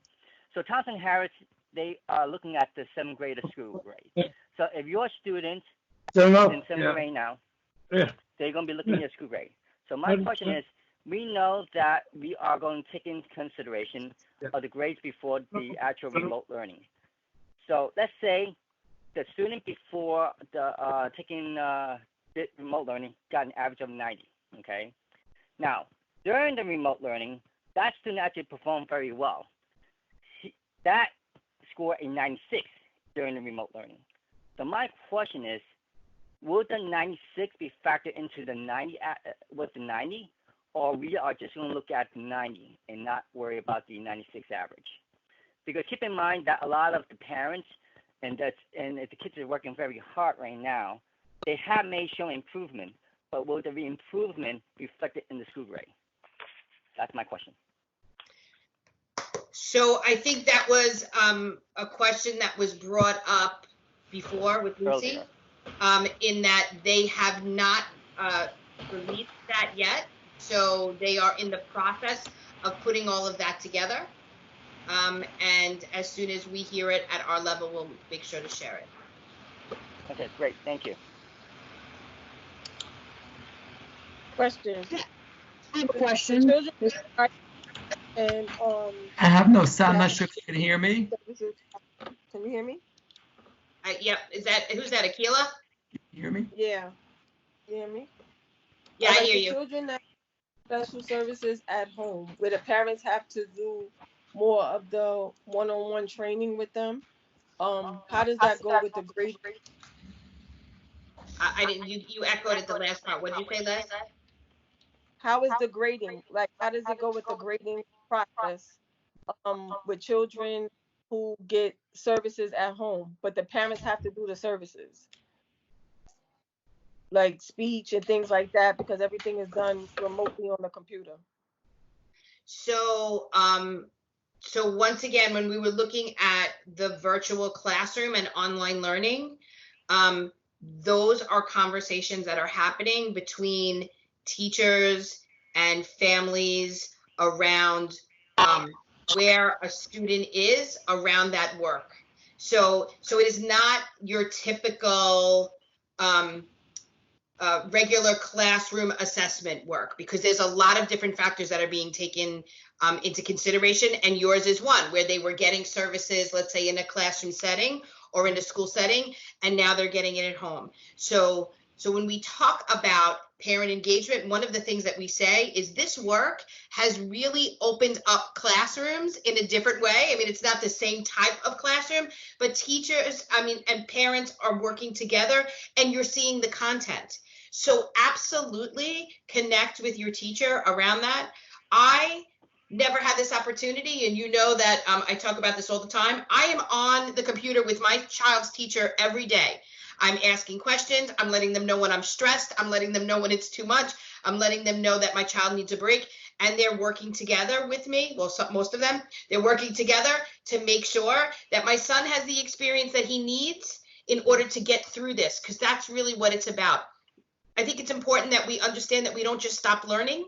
I think it was important that what you guys saw today is our expectation across the district, and you'll see it in lots of schools. And when you have that information, you can use that to engage with your child's teacher, and they are aware of it and they know it. That's why we always start with the social emotional learning aspect. It's about talking to your kids and telling your children to talk to their teachers and advocate for themselves when something's too much or something's hard and they don't understand it. What I think is amazing is what our teachers did naturally is they started hosting small groups. We didn't require that. Dr. Mike and I started having conversations with principals, and we could not believe it when they were saying that teachers recognized right away who was having more of an issue than others. And so they were doing whole class and then breaking up into small groups. You saw at 201 today that they have individualized sessions with kids one-on-one. So if your child needs that, absolutely communicate with their teacher. Okay. Thank you, Akila. I have a question. Yeah. Yes. So you said that they submit paperwork like for the attendance by 3 o'clock, correct? Yep. What about for parents who have to work all day, and then once they get home, that's when they start the schoolwork with their kids? What's going to happen with them? I mean, they're participating, they're doing the work, but because of the time frame and the parent has to work, there comes a problem there. What happens to those kids? May I answer that question? Yep, go ahead. So attendance is due the next day at 3 o'clock for the prior day. So on Monday's attendance must be uploaded into the system Tuesday at 3 p.m. Yes, so I'm sorry, I didn't make that clear. There's a day lag. So it gives parents a complete 24-hour period, children to work at any time during the previous day. So, and then one more. So is there a problem if a child doesn't have that chance to engage with the teacher because of the parent's work schedule? So, and again, it's not just with the teacher. If we see the child submits an assignment or comments or does anything like that, then that counts as an interaction. The child has been in school. Right, and that is also why we see the need for asynchronous learning as well as synchronous learning. So it's opportunities. If a child misses the one-on-one teacher time, when the teacher is facing and teaching the children live, that there are these classrooms where students can go in and gain access to either the videos or the learning that is happening across the day. All right, perfect. That's a great question, Monica, and thank you, Louis and Superintendent. So I don't think many parents really, I didn't know that it went for the day prior, so that's important for the parents to know that. Good question. Any other questions from the CEC? Okay. So now the questions from the public. Louis, can you? The public's not able to speak, are they? Or are we taking the questions that were submitted through Carly? Whatever you guys want to do. Carly, do you have the questions? Yeah, we have a couple of questions. And if they are allowing it, I'd like to know who the parents are from which school, if they allow it.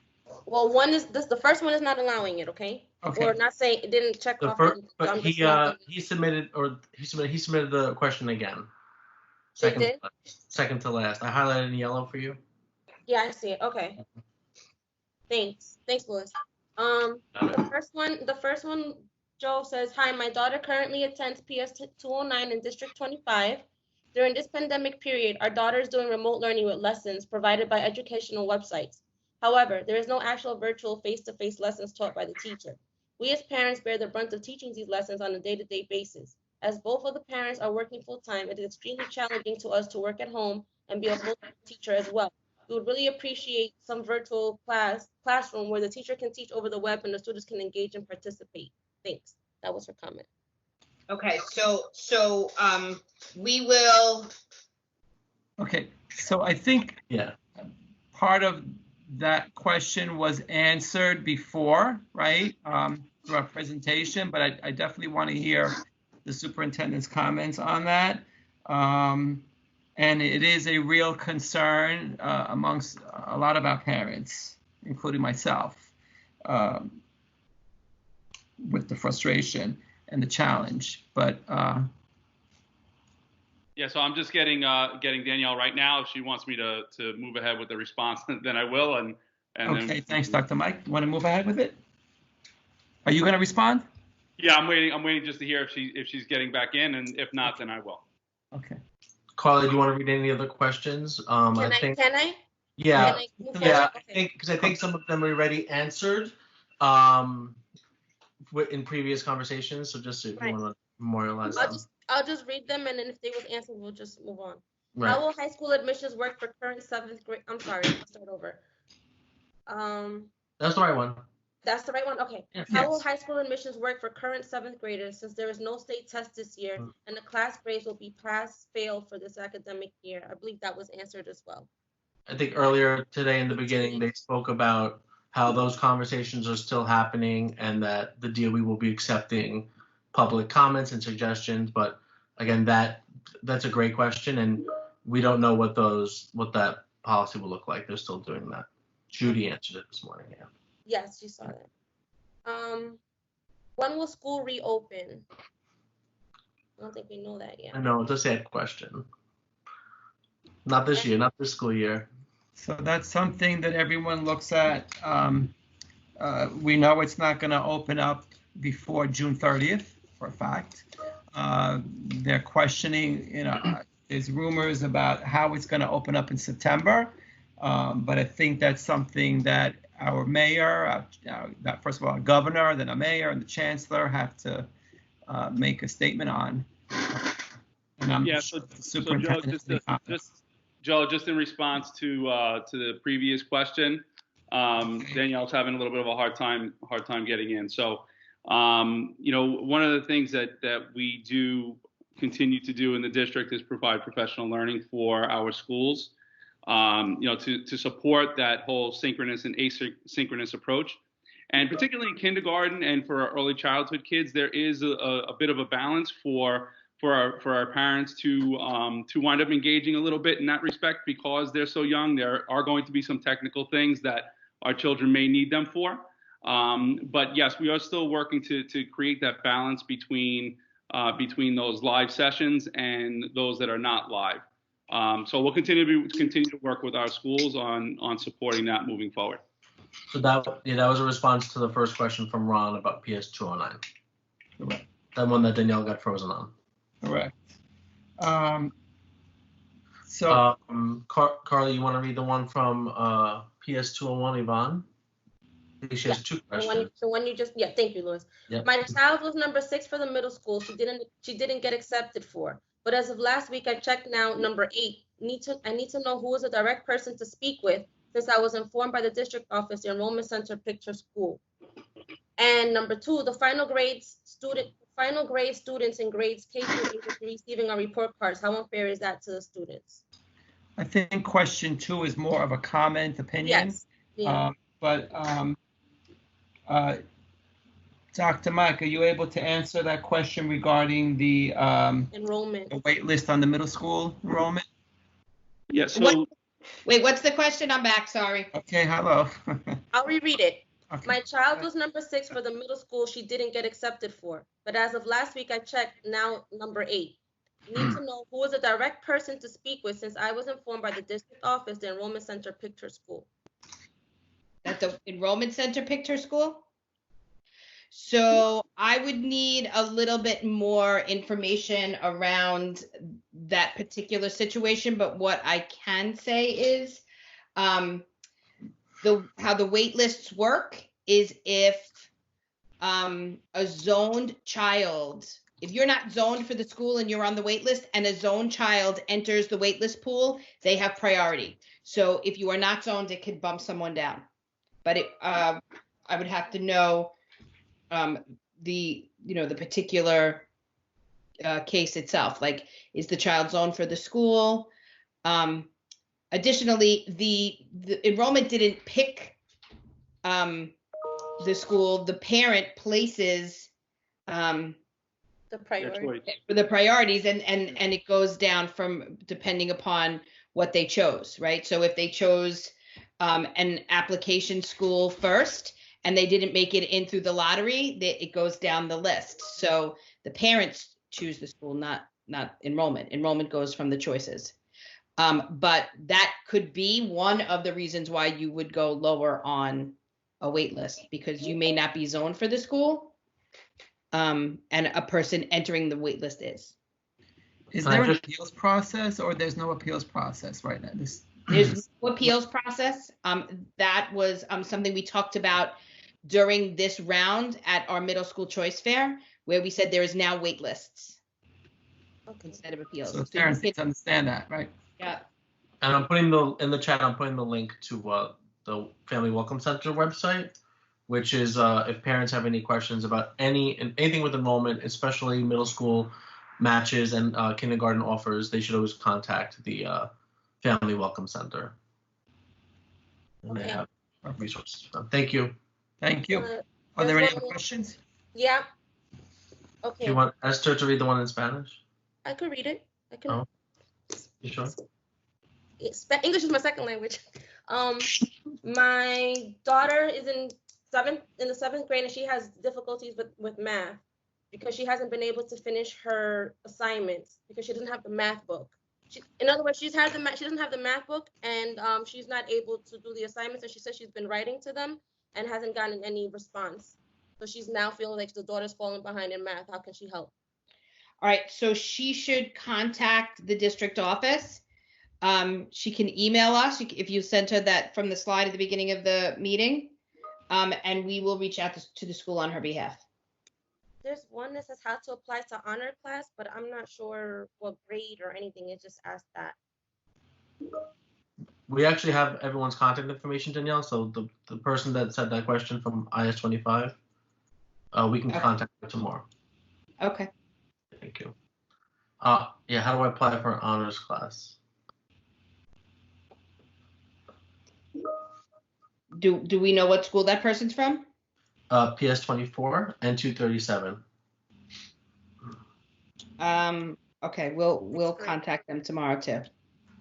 The question after that is kind of remotely to the same as the first question, asking when can the school be ready to provide live virtual classrooms so the teacher can do the teaching. Parents might have to not have the full credentials to do the teaching, whereas teachers do. That's the same. That's the same one, right? That's the same one. Sorry. Okay. Okay. So yeah, we'll manage that tomorrow. And then my son went to PS 201 in January. Before that, he was in a charter school. His previous grade was not considered. How will he be graded if he only been in class for only about 2 months? He's been working really hard. What will happen to him? Great question. Sounds like We need to know the school. Yeah, we would need to know the school. It's 201. Okay. So we'll have the principal reach out to that parent tomorrow. We will reach out to the parent. Okay. Oh, wait, you still. Thank you. I'm sorry. If you can please email me the name of the parent. Again, I couldn't catch the name. No, I got it. No problem. Okay. It's ready on the way. Thank you. There's a question here in the chat. It says, if and when schools are open, what measures will be taken, keeping in mind social distancing so the students, teachers, staffs are safe? So we're waiting for guidance around that. At this time, the central is planning for that. And that would be a citywide practice. And since the school year has been cut short, will the teacher that they have now, will they have them when school starts up again? Scheduling for next year. Yeah, that's all part of scheduling. I don't, that's not. That's it. That's all. Yeah. I see another question here on the chat. Is it about food? Yeah. Joe, you can answer that. We discussed this. The food that is left over is being thrown away at the end of the day. Can we find somewhere to donate it? So I think there are restrictions on what you can do with the food. Danielle, if you want to chime in. We couldn't do it. I don't think they can just donate it. Yeah, no, there are restrictions about maintaining food and transferring it from the sites that they're at. I will say, I would really need to know which site has food left over, because as a district, that has not been an issue for us. Actually, we've been asking for more food, which is why we had to open up another site. So right now, food being left over is not an issue to my knowledge. I would need to know what feeding site that's coming from. There's also an additional question above that one. Yes? Yes. I just saw it. I'm sorry. With no state tests and only meet standards, what are the educational goals for the rest of the year? Since there is no growth in grade, these Google Classrooms very creative and very good for possible snow days. So yeah, thank you for that. So state tests never determined the work that we did with our children towards meeting standards. So our educational goals remain the same, and that's to provide our students with the most rigorous learning and standards aligned learning environment as we can between now and the end of the school year. And we hoped we showed you that, in terms of the Google Classrooms. And as I had said in the beginning of my presentation, first, it was really about supporting our teachers and having access to the platforms and what that means to them. And our teachers rose to the occasion and beyond. And now it's really about taking our already rigorous units of study and inserting them into these platforms to clearly define what good virtual instruction should look like. So our educational goals remain the same, I'm very happy to say. It's good to know. Okay, so I don't believe there are any other comments. If there's nothing else that we need to discuss, I'll entertain any motions to adjourn the meeting. Motion to adjourn. Thank you. Motion to adjourn. Second. Who second? Christine? Monica. Monica, thank you. You made the motion, I believe, correct? And Monica seconded the motion, correct? Correct. Okay. So this meeting was recorded, and it will be available online tomorrow. You can go to d25.nyc/cec, and we'll be archiving all of the things there going forward. Thank you, Louis. Once again, I'd like to thank all of the teachers, principals, parents that joined our meeting. Usually our meetings, we have under 20, and this evening I saw well above 100. So I'm proud to be part of District 25, and I am proud that you all joined in on the meeting. And our next CEC meeting is scheduled for when, Carly? The first Wednesday in June. Do you have the information, Carly? I believe it's June. First Wednesday is June 3rd. June 3rd. June 3rd. And I guess we'll send the same notice out to the public before then. Yep, it'll be on the website. Thank you, everyone. We're going to end the meeting, but we have our business meeting, right? I'm not sure, that's also a public meeting, correct? Yes. Correct. So the public, yeah. So we're gonna, if any, people can stay if they want to hear the business meeting. Do we move right on? You want to take a 2-minute break, or? You got a lot of business to discuss? We have much business to discuss. Christine? Christine, I said, let's go. Okay, so let's move on to the business meeting. Thank you again. Carly, I think attendance. Joseph Di Benedetto. Present. Christine Caniglio.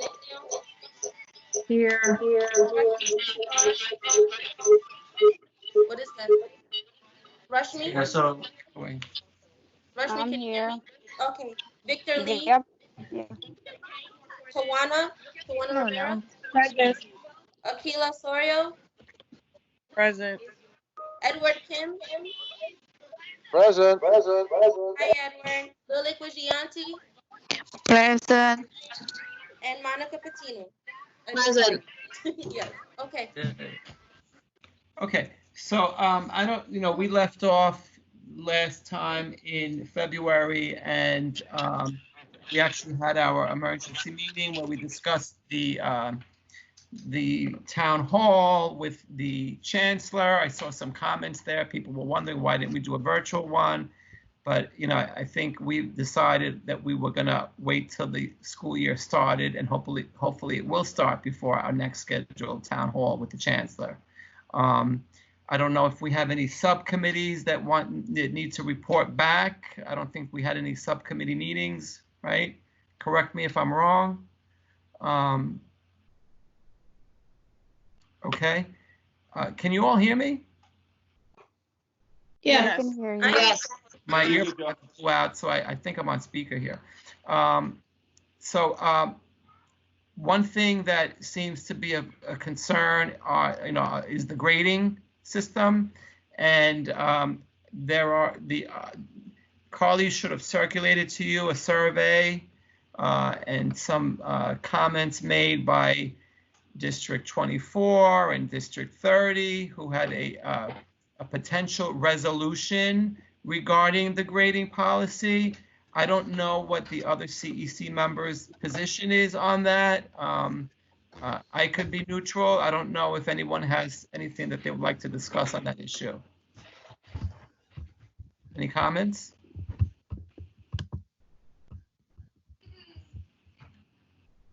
So, look, I have 2 kids, and they're 2 extremes.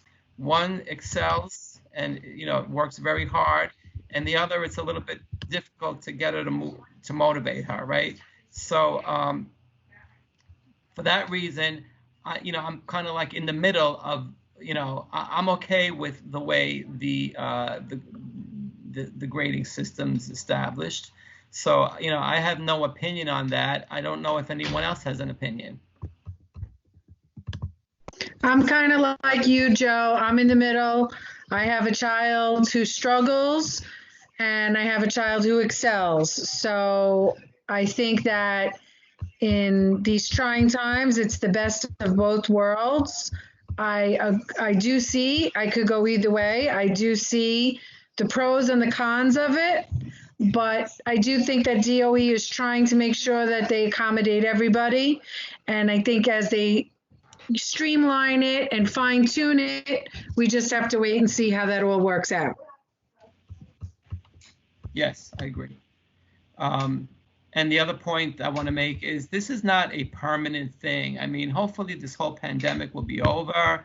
Hopefully it's not gonna, I'm not a scientist, or but it looks like it's gonna stay for a couple of months.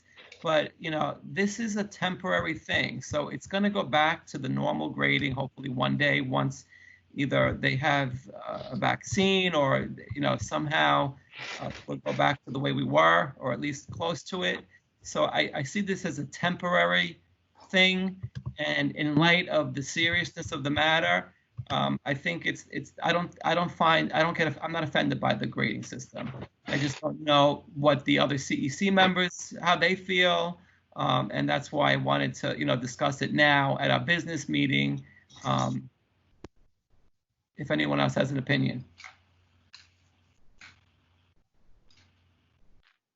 Perhaps the grading system is something that was just a blanket thing all across the board, just to keep it fair and neutral. I agree with you. I don't think they should be penalized. I mean, I know it's certainly it's been tough trying to play teacher and parent at the same time as well.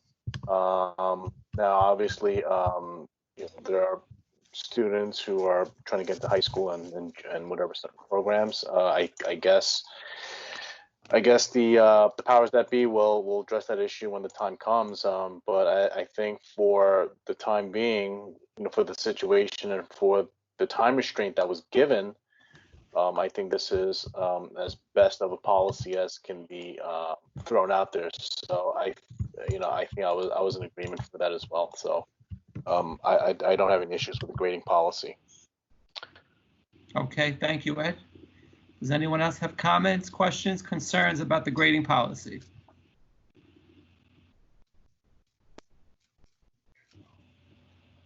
Is Rashmi on? Rashmi, you here? I'm here. Sorry, I had to make myself dark because I'm in my kid's room. And Okay. she would not sleep until I'm there in her room. Majority wins. I'm okay with. I mean, I know there were a few concerns we had earlier, but to the best of the situation, this suits majority of the people in the current situation to be neutral. So yes, I definitely support that, and so that's okay. Thank you, Rashmi. And we've had this conversation with one of our meetings with Diana check-in. So I know, I think Lalik had an opinion, or Victor. Do you want to make any comments? I agree with the group. Hello? Yes, Which Victor? was fine. You're okay with the way the grading system is right now? Right now we have to wait and see, so it's okay. Okay. Is Lalik here? Yes, I'm in here. Okay. Do you have anything you'd like to say about the grading? No, I'm agree about this one because I have the 3-child XL and 1 in the middle, so I'm agree with that one. Okay. Now in all fairness, Akila, are you there? Tawana? Yes, I'm here. Hi, hello. Yes, hi.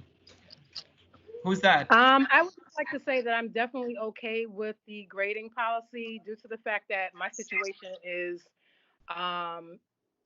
very serious and as far as the juggling and managing the daily activities, because I'm doing remote work 3 days a week. I also have to do 3 different therapies with my youngest child during the week, several days a week. And I also have 2 children that are at the elementary level. And I actually have my older son that's 11. He helps the 6-year-old with her work. And then I check it afterwards. So I'm very happy with the grading policy, because at this time, I think it's hard to make sure everything is done on time, accurately. It's more of everyone being able to manage the work as best they can. And I think some kids may actually do better. Like my son that's 11, he's doing better because he doesn't have the distraction of the other children in school. But my child that's in kindergarten, she has a little bit of a harder time with certain academics.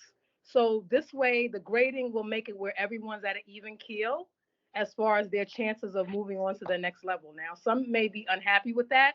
If their children were already gifted and talented or whatever it may be, they may feel that the children may be threatened of losing those seats or losing their progression in their work. But I think at this time, being that we're in a crisis, it's very understandable to make it where there's an even playing field for everyone. Thank you, Tawana. Agreed. You're welcome. Akila, you there? Monica? Yeah, I agree with it. That's Akila?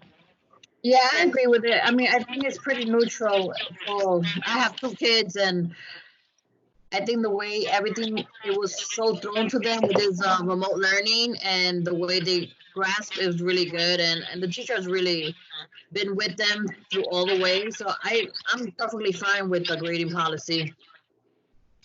Perfect. Did I miss anybody? I think we all commented, right? Did we all comment? So, like I say, I have outreach from District 30, District 24. They're wondering what our position is. So, I mean, I feel comfortable telling them that we're good the way it is after our discussion. I don't think we, need to take this any further, correct? I mean, does everyone? No, I agree. Yeah, Joe, I think we're good. Okay, so for now, let's see what happens. And I'm sure that on the enrollment process, they will be looking at the grades, during the year before this happened and other factors. And it's a real thing, and it's fair, in my opinion, as I think you all agree. So I don't think at this time we're going to present any resolution because I don't hear it from any of the members. And we'll just take it from there, correct? We're all in agreement? Yes. Yeah. So the other thing, Yes. the budget, moving on, right? Carly, I think the budget, you put the application in for what we agreed on at our budget meeting? I do it Monday. That's when you can do it. Monday, that's when the window opens. Okay, May so 11th you'll let or us know how 13th. that moves on, correct? Yep. Is there anything else we need to bring up at the business meeting? Questions, comments? Okay, so look, we are always in communication with each other. So before our June meeting, if there's something that comes up that you want us to bring it onto the agenda, let Carly know, communicate with me, we'll communicate with each other, and we'll try to get everything out so that our next meeting is a success. I just want to say nice job, guys. Wasn't bad. We had a nice turnout, right? Great Yeah. job. I think it went really well. It went really well, except for my freezing.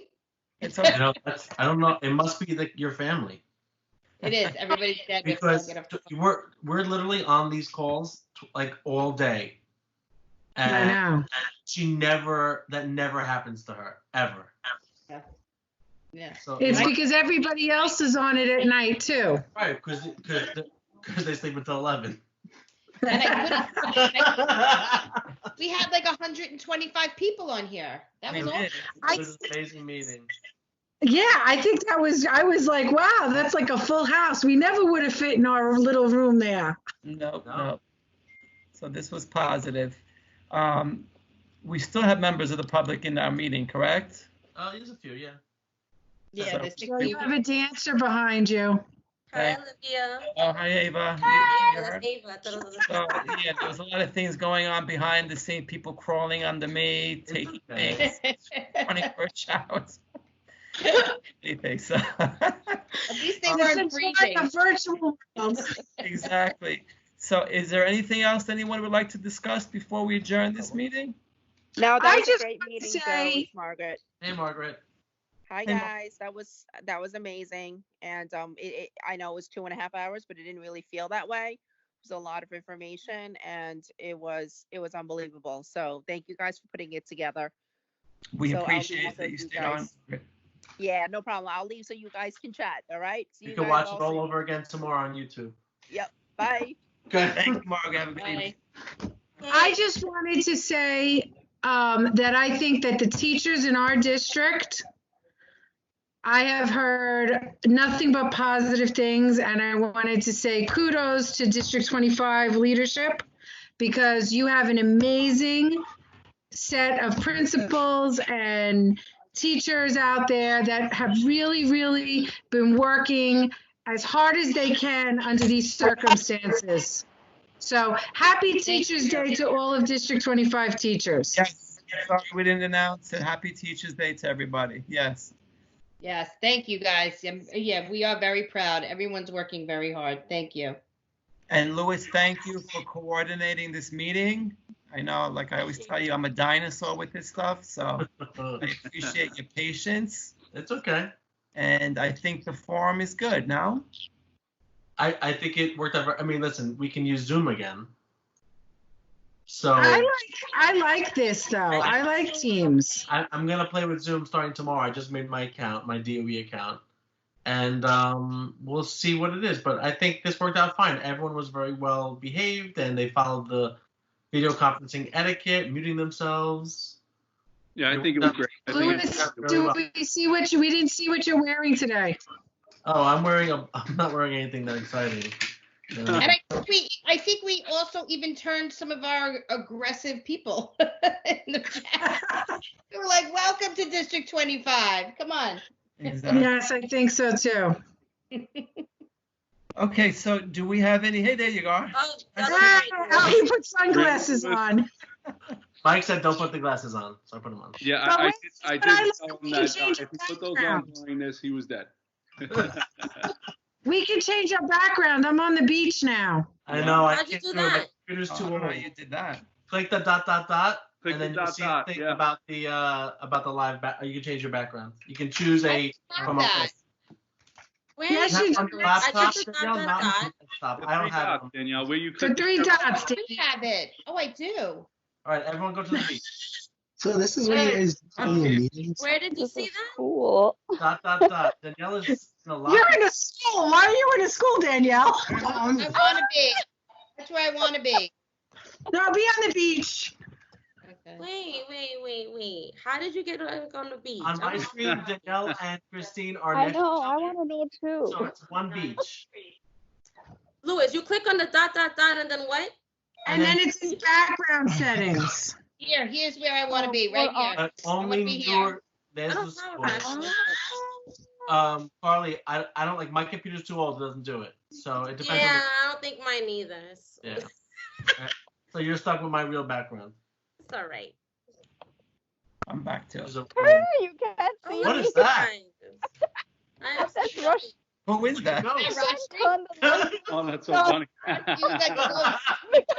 You're a ghost. You need more light. It's too dark in that room. Yeah, that's what it is. It's so funny. I can't have the lights off. My kids will get up. Happy Halloween. This is what we do. We're very busy in our meeting. Angela just came over and said, This is what you guys do during your meetings? No, before I can't see myself. Wait. Goodbye. Mom, I need a haircut.